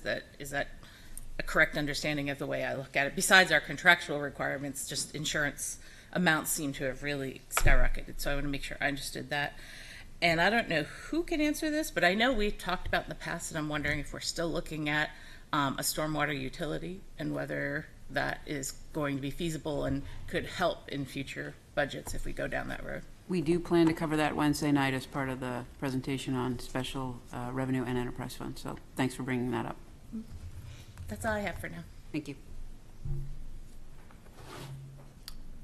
Just it's probably not a quick answer. It's a quick question, but saw some cuts in terms of staff taking advantage of retirements or incentivizing retirements. Are there structural changes that were looked at that could lead to lower costs? For example, IT is a shared service among 3 different departments, but doesn't have a shared head. I think Todd talked about after-school care, and do have a follow-up question on this at some other point of, the wait list. I heard that, was maybe not 10 minutes, maybe like 2 minutes, and it was met. But that seems like a shared service with education. How are we looking at structural changes that are outside of individual cuts that are going to develop longer-term savings for the city? And I know that's probably a longer-term focused question. I'll start and let Nathan riff off of me. I think it's something we've talked about on a department-by-department basis with all the efficiency and innovation and technology we will get to take advantage of. Those will lead to conversations about what's the most appropriate staffing allocations to go with those programming. That will definitely be a focus of the incoming deputy city manager across all departments.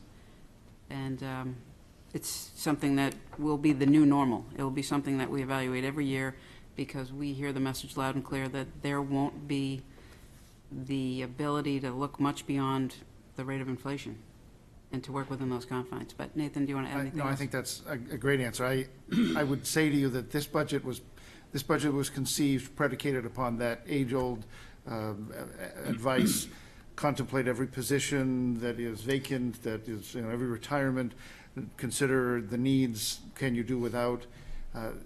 There's not a lot of reorganization or reconstruction in this cycle, but I absolutely believe that with the strength of the deputy city manager role that's envisioned moving forward, and all of the new technologies that we hope to bring to bear over the next 24 to 36 months, it feels to me, I hate to say or commit that every efficiency generates savings in terms of positions, but as we continue to vault the challenges of things that we need to add to our mix of services or tasks, I definitely expect that moving forward we're going to find better ways and be able to find efficiencies so that we can do more of that without adding. It remains to be seen how much we can reduce. Thanks, and I know that, Nathan, you have said previous in terms of timing of when the budget starts to align to different charter departments. I'd also like to, as future budgets, think about how, it's a weird, collective bargaining hits at different times in different years, but to have a foresight to be able to have those conversations done in advance of the budget really hitting, so we know the full increase of any of the charter departments instead of having it be something that hits slightly later. I think one of the things that we've talked about is providing at least internal guidance from the city manager's office early, very early in the cycle, to allow the operational managers in our departments, the schools, chief among them, having had the experience that I've had, because of the cyclical nature of that whole business model, that early guidance, early information, impacting operational decisions that are made all year long. The choice that you might make in September should be predicated on what the expectation is for February, March, April, this conversation. And collective bargaining certainly can be among those. Any other questions? Councillor Cook? Thank you, Your Honor. And I wanted to thank the city manager for working so hard to get this budget at a 2.5% level. I had specifically asked for 2.5% because I didn't want to be any higher than the Social Security COLA. I think that our residents who live on fixed budgets are the ones who face the most challenges with our annual increases. But we do have these mandatory costs that are sitting outside of that 2.5%. And what kind of planning is taking place now to reduce these costs significantly, specifically special education outplacements, which increased $1.3 million this year, and that's not sustainable in the long term for our budgets, because when that gets wrapped in, it gets wrapped in for next year and then another increase potentially. And I understand that welfare direct assistance is only up $112,000, but I would anticipate that that is likely to increase significantly over the next year. And year over year, that's 40% in that one category. I think that the particular question about special ed, the out-of-district placements, I think the superintendent was commenting about things that might be, given the budget decisions that are made.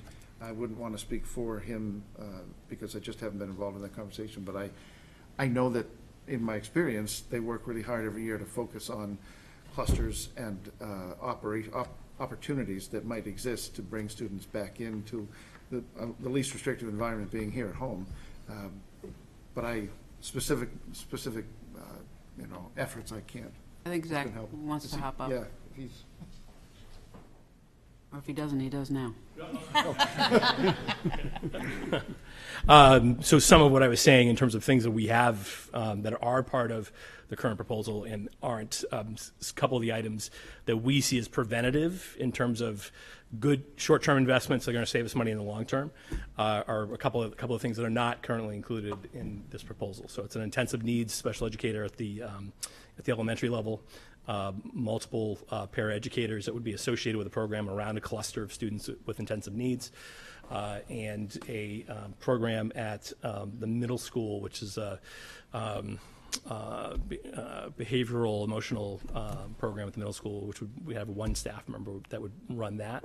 Those are all areas where we see students without some form of targeted intervention beyond what we're offering at the moment would potentially head out of districts, and those out of district placements can, those can be very expensive situations. So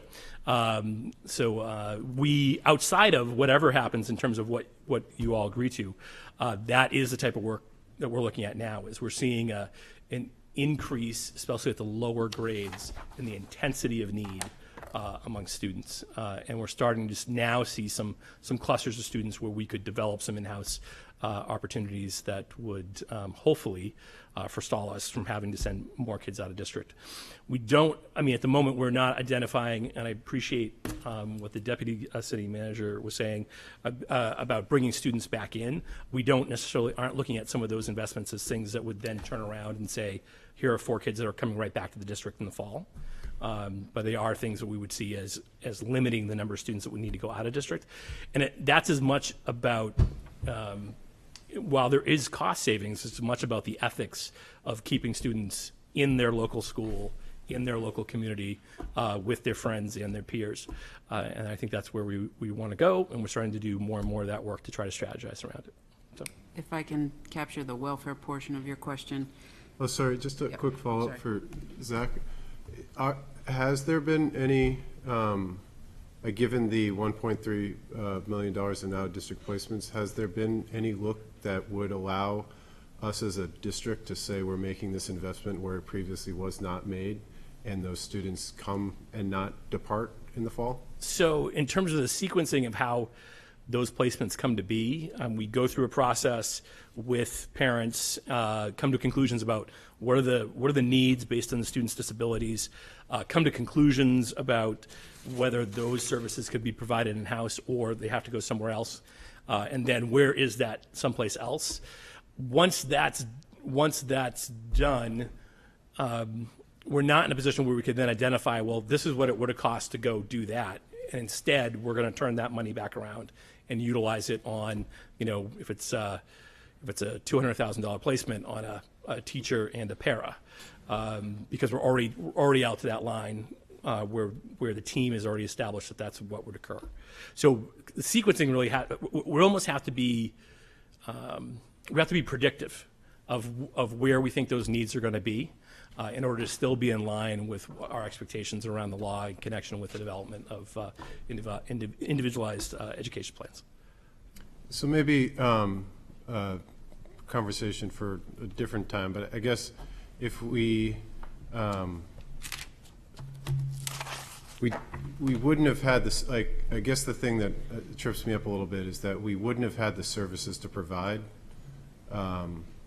when that decision was made, because the budget for that next year wasn't finalized.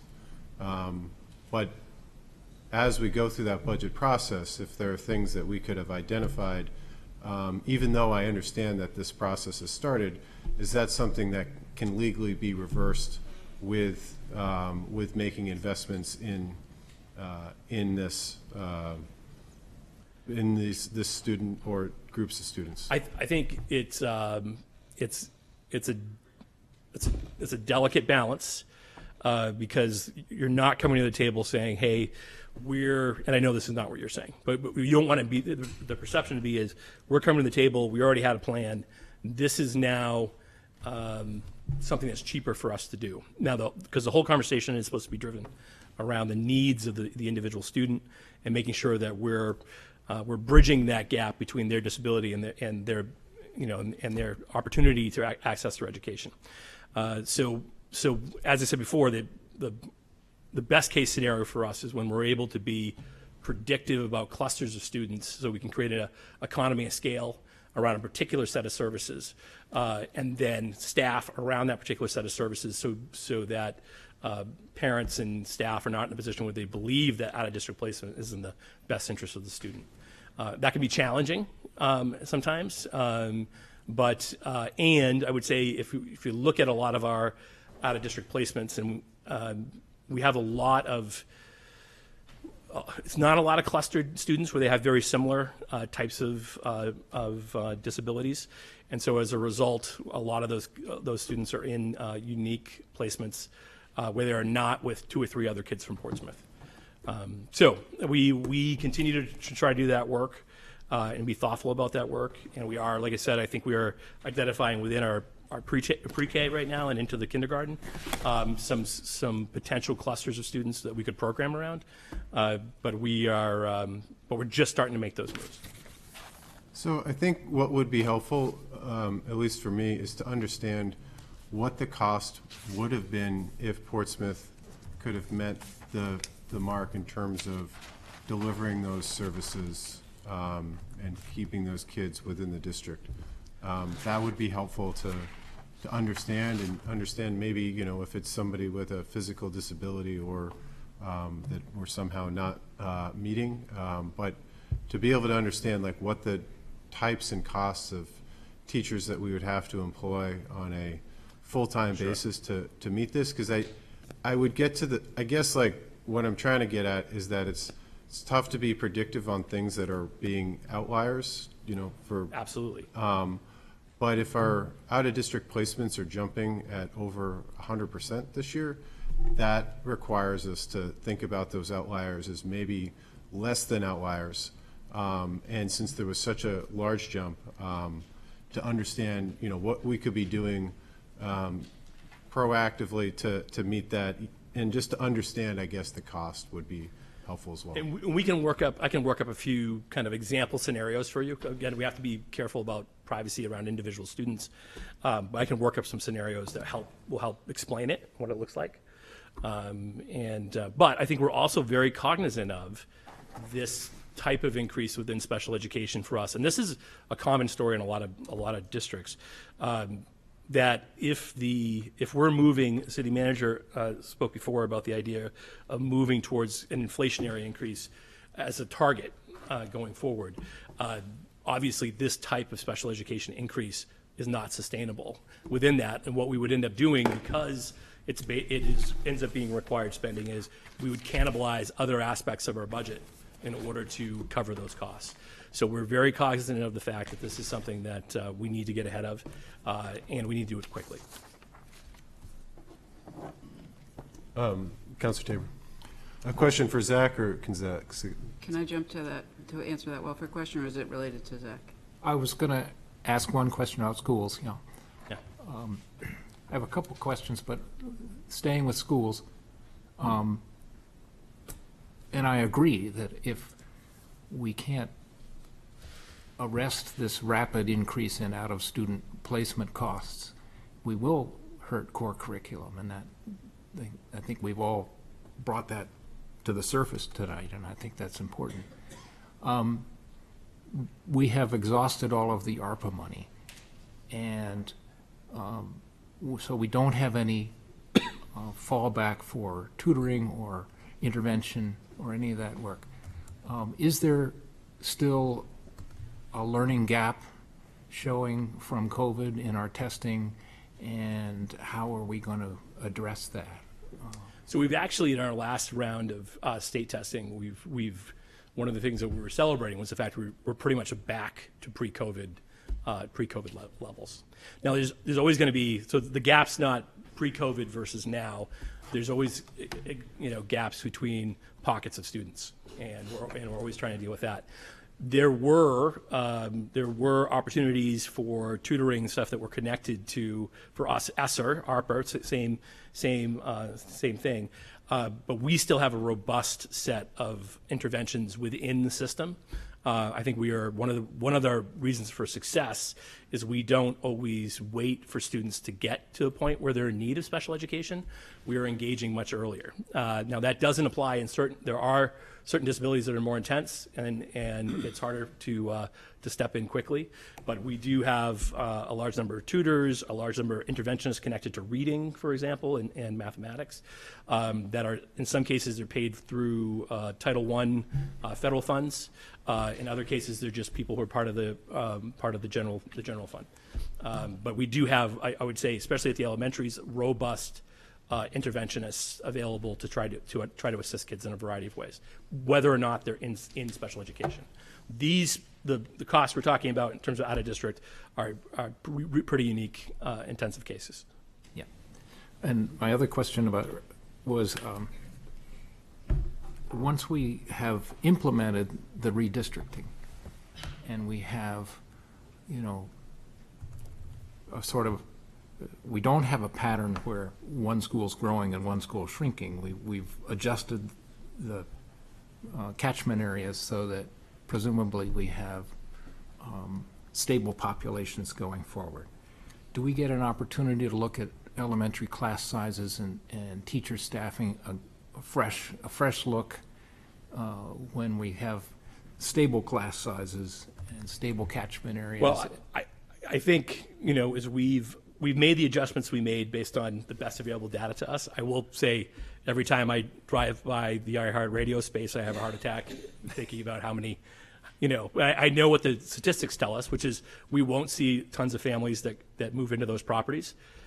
I hope that statistically stays the same, because we've based our maps and our predictions on the fact that the kind of trends in who is moving into the types of housing that we're building will continue. So I think to your point, class sizes is always going to be a rolling conversation. And so to what extent, we were just looking at today, our kindergarten numbers as we're doing enrollment now, our kindergarten numbers at Thunder Harrow are high again. And so we're just trying to have a conversation about whether or not we need to adjust staffing between buildings in order to make sure that we're in a sub 20 set of class sizes, set of students in each kindergarten class, which is something we want to do. So I think that's always going to be a rolling conversation about, what are the targeted class sizes we feel comfortable with, and how do we make sure we are creating efficiency for the taxpayer and also robust programming for students. Okay, thanks. And if I could ask one question about police? I think Karen wants to, or the city manager wants to get to the welfare portion of that. Yeah, thanks, Mayor. Councilor Cook asked, are there ways to rein in the welfare increases? For point of reference, it's the one line item in our budget that per state statute we can exceed when we need to. Keep in mind that we've lived through the ARPA funding, which has come to an end, which would explain in 2019 and 2020 we went over what was budgeted, and then years 21 through 25 we were lower than budgeted due to that influx of COVID dollars. But as we anticipated, once those run out, we have a whole new set of customers or folks that used to come for the same type reasons. I think Jody's been skillful in collaborating with her peers. She came from a different community in the region. She knows how to work with her peers, and I think that will inure to the benefit of what we offer. But she's got $30,000 left in her budget, and we still have 6 weeks to go. So local communities are already going over their budget for this year, and we're just trying to. I think it was as best an estimated projection as she could make based on what she's seeing. Thank you. Councilor Tabor? And then when we get to police staffing, and our budgets for several years have carried 70 sworn officers. And I think the whole discussion about that police staffing, we're really going to need the actual data. In other words, did we ever get to 70? I don't think we did. Where did we get to in 2000 FY22, FY23, FY24? What's the pattern that we're actually policing with? What's the head count we're actually using historically? Thanks, Councilor Tabor. Councilor Bagley, another question? Yeah, thank you, Your Honor. I don't need an answer tonight, but one of the line items that's concerned me is the coast and senior transport. Both of those numbers have gone up dramatically the past two budget cycles, over double-digit percentage-wise. Two questions I'd like answers to is, one, do we get ridership metrics so we know what kind of cost per ride or cost per user we have? And two, are we getting any kind of improvements for these dollars, or are we just backfilling state and federal dollars that are no longer there? We can certainly provide that in-depth as the follow-up in the continuation of the budget hearing, and Sean Clancy serves as our representative on the Coast Board, so we'll be prepared to speak to that fully. Thank you.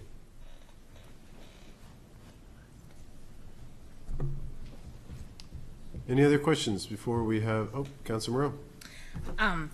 I have one more around the contingency for collective bargaining. Do we have an idea about how much of that goes to each of the contracts or divisions? Because it's not all to schools. I know a huge portion of it is to schools. But do we have any idea how much of it is going into which areas? I'll speak to that. We do, since we are not at a public level of sharing where the status is, we can't share that information right now. But we do have an idea. Okay.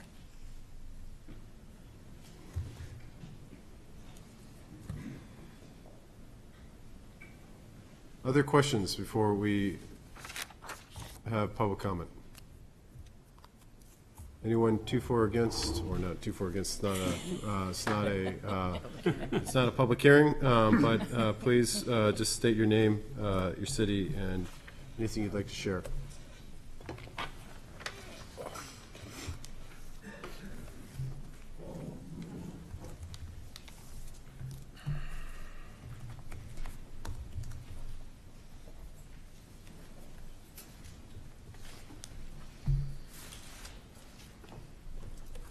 Esther Kennedy, 41 Pickering Ave. And tonight, first of all, I'd like to thank everyone for being here. I, along with Peter Huda, attended all the meetings of each of the areas that were available to us. We attended the fire, police, and the school board. The fire, I want to thank them. They did a great job. They presented, they gave us figures.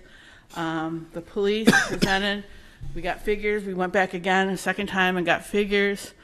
And the school, we went a couple nights to hear what they had to say. And I'm kind of saddened, and I was sitting back there looking for an RSA because I believe there's one out there. I'm not sure if a city manager can actually change a school board number. I think that the school board, you can change it as a council, but I'm not sure a city manager can change it. So that would be a question. What I'm hearing loud and clear from both the police and the school is they presented their budgets. They were voted on by their people. It comes to you as a council.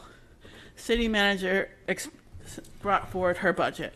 That comes to you as a council. Tonight, the budget becomes yours. It's all about you guys. So I guess I just want a clarification on that. Again, I didn't have a chance back there to find the RSA, but I do believe there's one around school boards because I know in my own world. You folks have to really think about this budget. You're still, in your 3.5 years, with a decrease of positions, and I appreciate that, you still have brought in 32.5 positions during your time. A lot of them are middle management, so I encourage you to look at middle management and really think about who's on the ground working and who is your middle management. You have, in your time, brought forward an additional $23.5 million as a council in 3.5 years. Again, I don't think that's sustainable. If you look at all the budgets that over the years, for the last 400 years, it's really not sustainable. So you folks have to decide, and I took the actuals when you came in. You guys have to really decide where can we make some cuts to support our citizens. So one of the things that I have brought forward at this school was that out of district.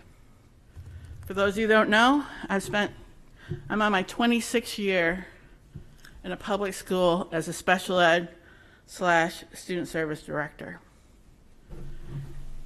And it's really sad that we're even talking about special ed tonight. It is really sad that in this budget, you have over $5 million for out-of-district placements. And what's even sadder about the whole thing is that it's taken the $1.3 million to have a conversation. Folks, we are throwing away our children. I am really privileged to say that in the last 17 years, I haven't had to place a student. I have 1,200 kids and have not had to place one student. Now, yes, we've had court placements. That's out of my control. But I really have to ask, why are we placing all these students? It's a cultural issue. Administrators have to say, teachers have to say, we're not going to put those kids in another community. We're going to keep them in our community. Because at 22 years of age, they will be back in your community. And at 22 years of age, they will need to know people. They will need to have people when they work at the grocery store, moving carts. We want people to say hello and goodbye because they know them. When we place them, people forget. The other interesting fact about your placements is it really is, we have a population of 2,400 kids in our school. However, a third are districts that send in. those districts pay for their own placements. So really, you're looking at 2/3 of our population, or according to, there's a conflict in numbers here because if you go online, it's about 42% of your population. And I'm going to use the 42% because that's what the state has of our population, is just Portsmouth kids. So that $5 million is for 42% of our population. It's about 1,500 kids, 14 plus.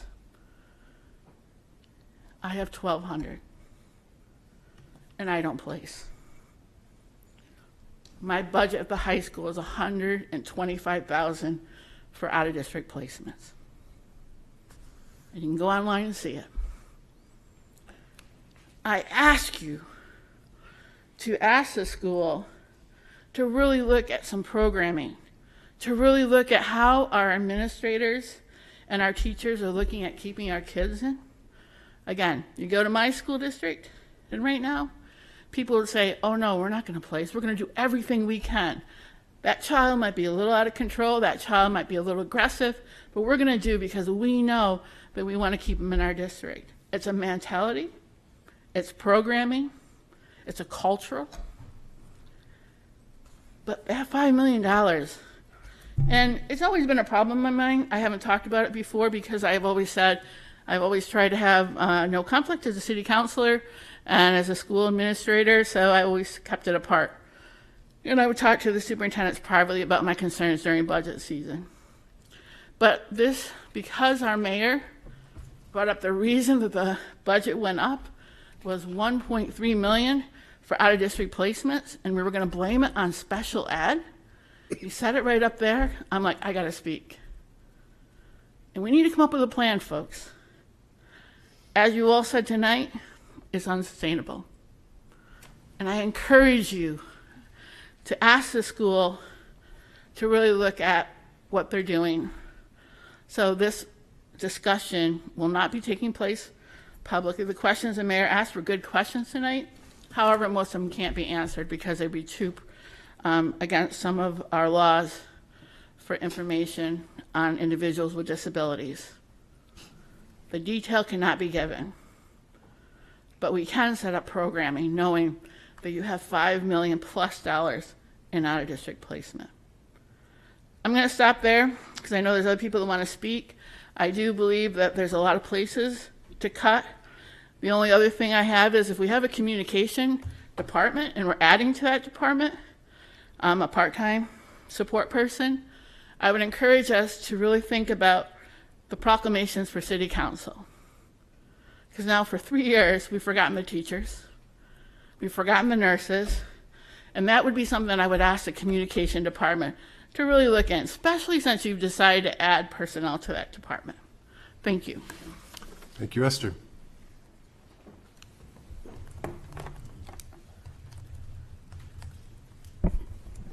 Good evening. Buzz Scher from 390 Greenleaf Avenue.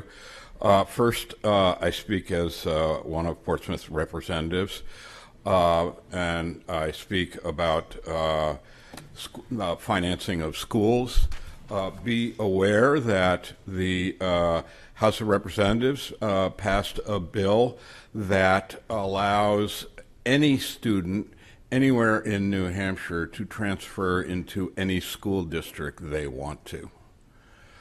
It's unclear how that's going to be funded, but I don't want us all to be surprised when that comes. I would wager that there will be some who want to transfer into Portsmouth. It's unclear how that will affect costs in Portsmouth and who's going to pay for that. So just be aware of that. Now, putting aside my role, my hat as representative, as several on the city council have said in the past, you know, the core functions of the city are police, fire, and schools. We look at this budget, and the police budget came in at 2.9% as requested. The school budget came in at a different amount, but was offered by the city manager at 2.9%, and the fire department came in at 2.9%. The police budget was reduced in the city manager's budget to 2.2%, the only one of the core functions of this city that was reduced below what was requested.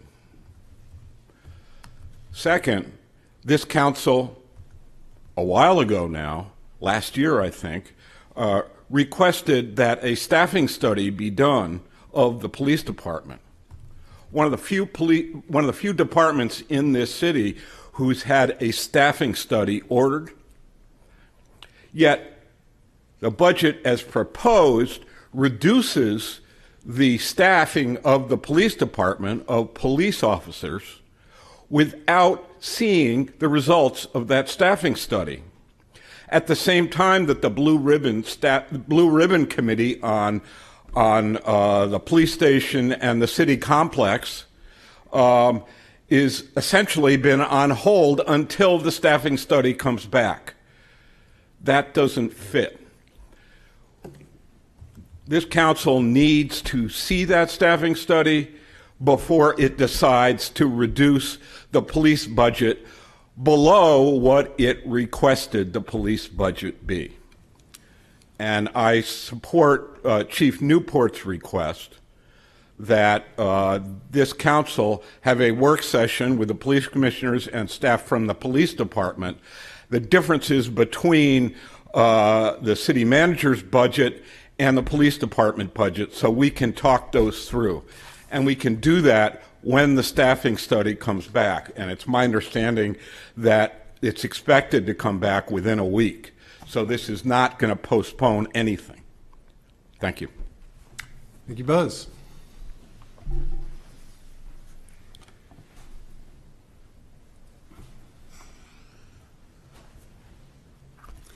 Peter Huda, 280 South Street. I'm very cognizant that you had another non-public schedule for 8 o'clock, so I'm going to be very brief. I'm only going to give you 3 numbers. The budget, these are budget facts right out of your budget books. And like Esther said, since this council has been in, the budget has increased by $23,469,000. Our property taxes required have increased by $19,834,967. And the increase of this request from the actual that was needed to run the departments at the end of last year that came out at FY24 is $11,945. So I would ask you to think about that when you're looking at this. The other thing I would tell you, since we didn't really talk that much about numbers tonight, we talked about presentations that were very good. I have taken on the responsibility of looking for efficiencies as requested by the mayor and the city manager. And at the end of the presentations, I will have some suggestions and considerations for this council on that subject. Thank you. Thank you, Petra.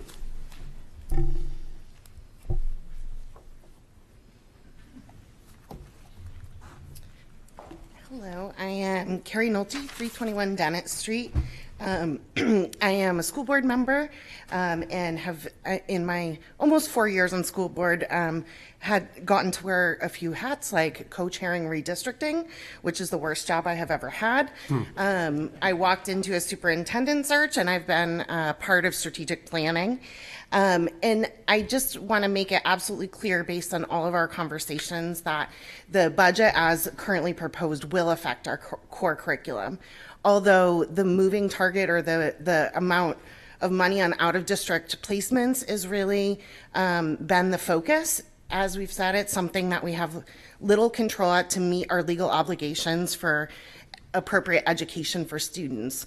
But within that, all of our paraprofessionals provide service on IEPs. All of these other pieces in our staffing are required for our IEPs. And so I want to make that really really clear.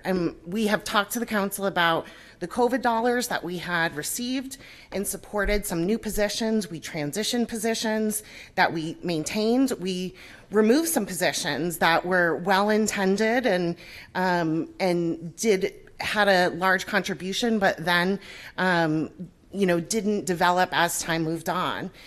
To ask the school department to make a set budget or a 0 increase or a 2.9 increase, our constant based on our contracts for essentially a no change is going to be 4% every year. So if we need to make strategic changes, we need more time than March in order to be able to do that. And we need that to happen tomorrow for the following year. And that also requires financial investment and reorganizing the entire department. As we look at this and we see the changes, the test scores may have come up, but the number of students on IEPs is higher since COVID. And we know that some of that might be delayed assessment. So for instance, we are seeing kids later, they need more additional services. That may be one of the drivers of out-of-district placements because of a gap in services or intensive services in that time. So we really need 12 years of lead time to get these kids through their educational setting and to support them appropriately. One of the other additional costs, as was mentioned by Councillor Bagley with the transportation and Coast Bus, is that we are also seeing huge out-of-district placement transportation cost increases. That's another driver.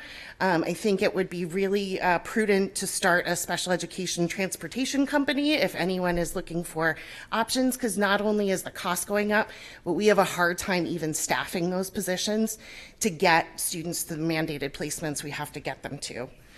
And I know that you all have other places to be later tonight. I want to mention a couple other things. I'll try to keep it as short as I can, but as in my other roles as a substance use researcher and the chair of nursing at the University of New Hampshire, the most critical things for mental health and for substance use prevention are for our young adults as they develop to have a trusted adult in their community that they can go to aside from their parents or in addition to their parents, and for them to feel identity and belonging in their community. Those are critical things we hope to continue to develop in our strategic plan. But these 5 positions that have been repurposed to specifically address social services are those exact positions that would be a trusted adult for many of our kids in the city. In that light, it's also to make sure that we have best practice implementation for all of the social services. I'm a nurse practitioner in community health. I work on a healthcare for the homeless mobile van in Portsmouth and other towns, and we have clinical supervision for psychologists. That is a best practice that we are not doing in this district, and we have proposed a director of counseling to repurpose those positions. And that is to ensure that the services that we are already providing are the most effective and has been a critical need we've discussed for multiple years. And it's time we need to put that in. As a final note, in another role as a parent, I have a 3rd grader who has pretty severe dyslexia and autism spectrum disorder. So as she has been identified, we came into kindergarten where we lost childcare for a year and a half due to COVID. And we thought maybe the delay was just she'd been out of school for a year and a half. And it was her teachers that noticed things. It was her teachers that noticed she, after 6 months in school, couldn't know the other kids' names. She had difficulty with facial recognition. And it was the school that drove all of those evaluations. We haven't required a single external evaluation or really advocacy for her. But the last few years, she's in a place where she was not making progress. Additional evals were required. She has an OT evaluation. She had assistive technology because now she uses speech to text. And it is very close to her requiring an out-of-district placement if she were to not get all of the unique services she's getting. She goes to groups for socialization. And these resources, if we're not advancing our other services, come out of classroom teacher time. It's not something that like she just doesn't need if it's not there. And the most of the out-of-district placements, for example, for her level of care that she would need, Landmark School costs about $100,000 a year right there. And so as much as we want to stick to being as fiscally conservative as possible, we believe that the budget that we passed at 3.9% from the school board was that fiscally conservative budget, because these positions prevent future budgetary needs for out-of-district placements. And so although we can't calculate the exact savings that this is coming from, I just ask you to consider how much denying, these positions would lead to worse outcomes for our kids, both mental health, substance use, and further increasing costs of special ed services and out-of-district placements. And that's not quite a filibuster, but I spoke too long, and I thank you all for your time. Thanks, Carrie.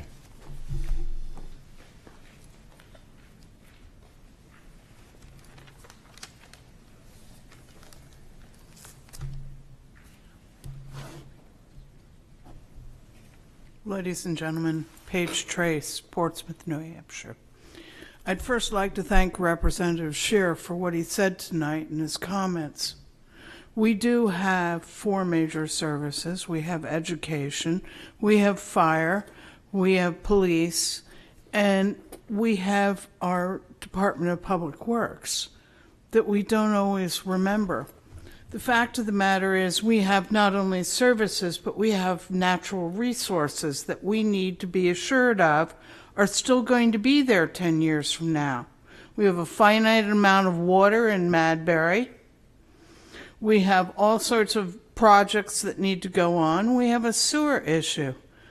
What we're not talking about tonight, though, is the fact that we have 1,997 new units either approved, being built, or to be built. I don't know where the other 3 units are to make it a perfect 2,000, but that's where we are. So those 2,000 units mean 4,000 toilets on average, which you multiply the 4,000 toilets by approximately 2 flushes a day, you get 8,000. What kind of pressure does that place on our natural resources? What kind of pressure does that place on Mr. Rice and the Department of Public Works for garbage disposal? Our sewers, our water, our fire department, and God forbid our police department that you're trying to cut their budget even further. The fact of the matter is, what we're not talking about tonight, but we did a week ago, are impact fees. Now, it may be a little late for the units that have already been approved, but you have developers that are making millions and millions of dollars off of this city. Developments that are going to place serious stress on our natural resources and our services. 300 units out by Christmas tree shops. That's a lot of people coming and going from traffic.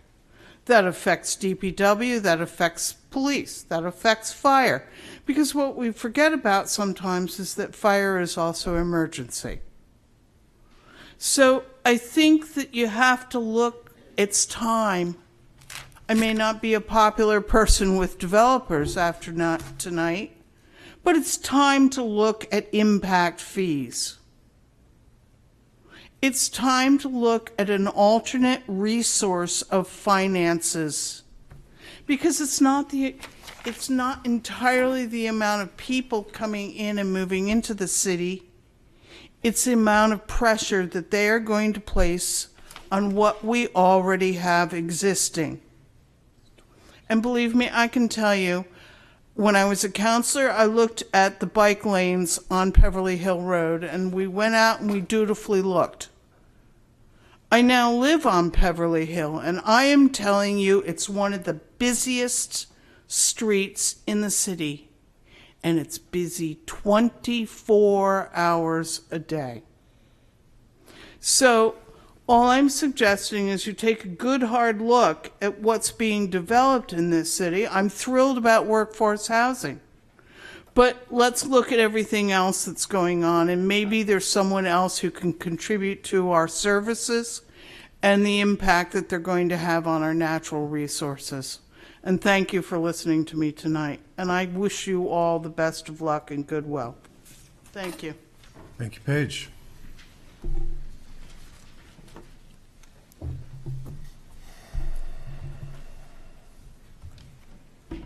Good evening, everyone. I signed up to be on Zoom because I wanted to watch the Celtics game, but I decided to come here instead. The score is 41-35, Celtics, in case you're interested. Nancy Noveline, Clayburgh, 405 FW Hartford Drive, Portsmouth. I'm here as the chair of the school board. I just want you all to know that we deliberated long and hard. I think many of you know that. We were presented several different scenarios by our superintendent, and we came up with the number that we feel will service the students and the staff and our families in Portsmouth. So I heard your questions tonight, your concerns. We'll certainly address them and get to you as soon as we can. But I just want you to know, and I think you know, that from the bottom of our hearts, the school board put together this budget and truly believes that it's the best for our school department. And if I can just tell quickly, I know you've got to go, a personal story. My son yesterday turned 36. He has Down syndrome. He went through our entire school system from PEEP at age 3 to age 21. Now it's 22. The state law changed it to 22 a few years back. But anyway, my child was here till 21. 3 weeks from today, he's moving out of my house. He has lived with me. I have seen him every day of his life for 36 years. There's a brand new complex being built in Epping, New Hampshire for disabled adults, and he's going to move. And one of the reasons why I think he'll be successful in that new setting, even though my heart is breaking, because of the support and the education he got at the school system. True, he came from a wonderful family. You know, he had a lot of support from us as parents and, you know, friends and relatives. But, you know, when he was in the schools, if he needed extra help with, several times we had to add another paraprofessional because his behavior was maybe a little off. So there were several times during his 15-year tenure in the Portsmouth schools where we had to add paraprofessional help. His speech has always been a challenge. So at one point, the school department approached me and said, you know, we have a new strategy that we think we can use with students that have speech difficulties. So that was an added cost. Reading, to this day, he does not read, which I like to think because of his great personality, he's been able to get through life, but he really doesn't read. And the school department really turned over barrels to try to get this kid to read. And this was all in addition to what his regular IEP was. So when you think about costs that go up because of special ed, I think of that, even though this was probably minimal compared to what we do with other students. So we'll give you the information that you've asked for. We hope that, you know, everything will work out fine. It's always been a pleasure working with the city council. As you know, I was there once, and it's been a good environment we have here in Portsmouth. So thank you. And let's hope the Celtics win. Thanks, Nancy.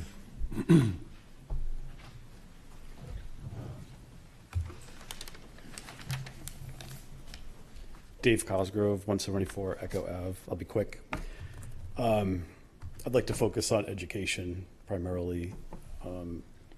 So I know my understanding is 11 educators on the front lines did take retirement packages. It is still not clear to me as a parent what the school system has lost.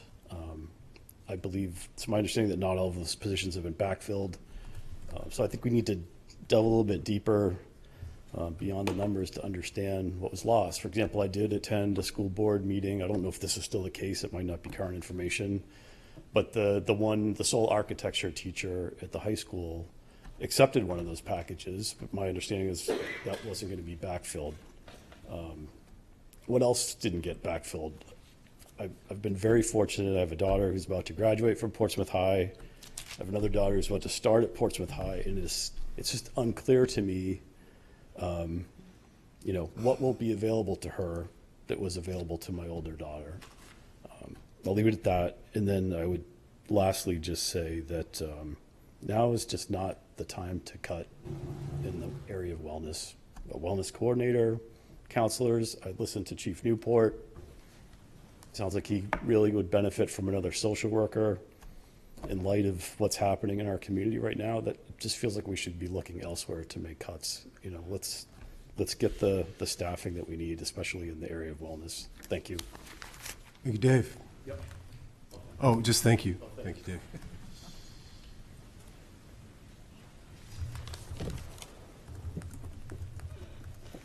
No other speakers? One on Zoom. Go ahead, Byron.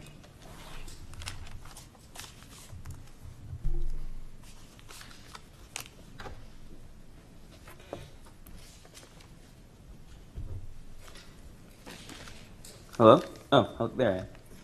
Hello, good evening. Byron Maddow, 17 Fields Road. Thanks for giving me the opportunity to speak. I wanted to speak as a resident, but also as a member of the school board. And I want to take a couple minutes to explain why the school board came in at 3.97, whatever the specific number was, I think, increase the school department's budget for 26. An increase we believe is necessary and strategic. And it's not about spending for the sake of it, it's about reinvesting where it matters the most. Targeted rules that stabilize our schools and prevent much greater costs in the years ahead. Specifically focused on positions like paraeducators, counseling services, special education case managers. And I just want to point out that we have an opportunity with the buyout packages that have been taken to strategically reinvest that in an area where we're seeing the greatest growth in spending or cost, which is the out-of-district placements. So I think it'd be a pretty large missed opportunity if we don't reinvest the money from the buyouts in those pairs at Dondero, in the director of counseling position, in the special education teacher that we're talking about.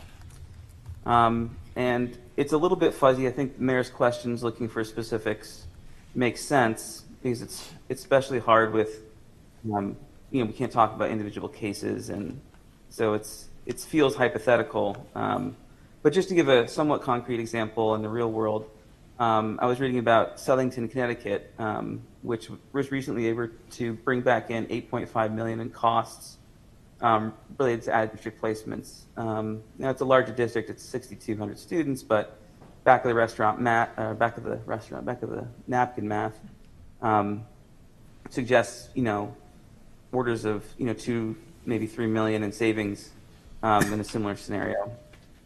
Obviously, now that's guaranteed, and it's a lot of hard work. But I think that the investments are there. If the investments, if made, the gains can be seen.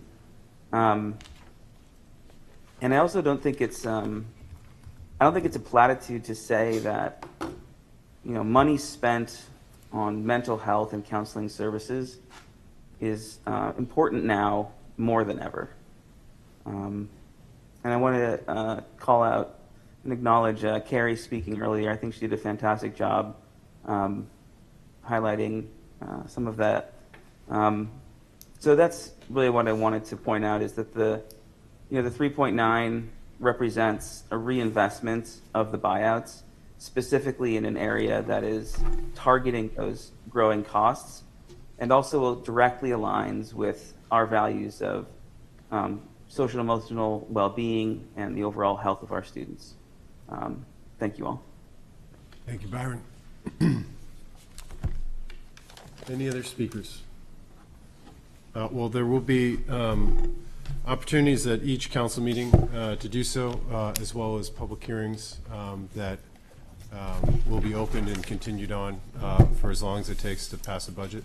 Just wanted to say just a couple things in closing. There is, this is probably, I think, the hardest budget for a number of reasons. Some of them Representative Scheer alluded to in terms of Concord that are occurring. He mentioned one bill where there will be school choice offered for districts. Talked to Nathan about this. It's unclear what that actually means. It's not going to mean that we're going past our capacity. What does 80% include? It's the state level funding. Unclear really how Portsmouth is going to suffer or suffer at all from that. It might be a boost to revenue that we have room at the high school to take advantage of. What is very clear is that the budget that is passing through Concord was a complete miss for the last 6 years, getting rid of revenue sources so that those revenues are going to be simply eliminated. The fact that we're going back to donor towns, yes, that long-standing process of moving money to the state and having it shift around, it's going to come to Portsmouth next year. Hasn't been signed by the governor yet, but that's something that's going to happen. That is going to be an even greater focus on education. It's going to be an even tighter position that puts us residents in. That is why I believe that this budget, not to be, fiscally conservative, for anything, other than the fact that we're going to have a lot of needs and we're going to have to justify those needs in rank order. That's what I'm asking, and that's what we're all asking up here, is to try to figure out, of all of the needs that we have, how do we look at the ones that are most impactful? That's what I expect that we will get into over the next, this is a great start, and thank you, City Manager, for this, but that's the state of play for us, and we need to be able to make sure that everything that we do is defensible, because I think the way that we fund education, the amount of money that we get from the state is all going to be on trial over the next 2 to 3 years, and we're going to have to be able to justify each thing. I am certainly swayed by the arguments of let's take money and educate and from education and those savings and invest them in students from the standpoint of being able to save more money and have a better, healthier community. I also, feel like we have to be looking at this, from a social worker, the police that the Assistant Mayor and Councilor Cook and others were focused on getting. Those are members of our community that should be shared across departments to think about how do we incorporate police, community policing, and so that we all have that person that we trust outside of, maybe our parents that we can speak to. There's a lot of synergies here if we look at them and we work together on this budget. I'm hopeful of it. It's going to be hard, but that's, why we're in the positions that we are. That's it's not for the salaries. We could probably cut the council and mayor's budget even more, but it's not. This is not why we're here. We're here because we love Portsmouth, and everybody who spoke tonight, everybody who's working here tonight, loves Portsmouth, and that's what we have to remember as we get through this. So I appreciate everyone that's come out this evening. We'll have another meeting. Day after tomorrow, Wednesday. Not as long of a speech from me then, and we'll get back to it where at the council meeting on Monday. Thank you, Portsmouth.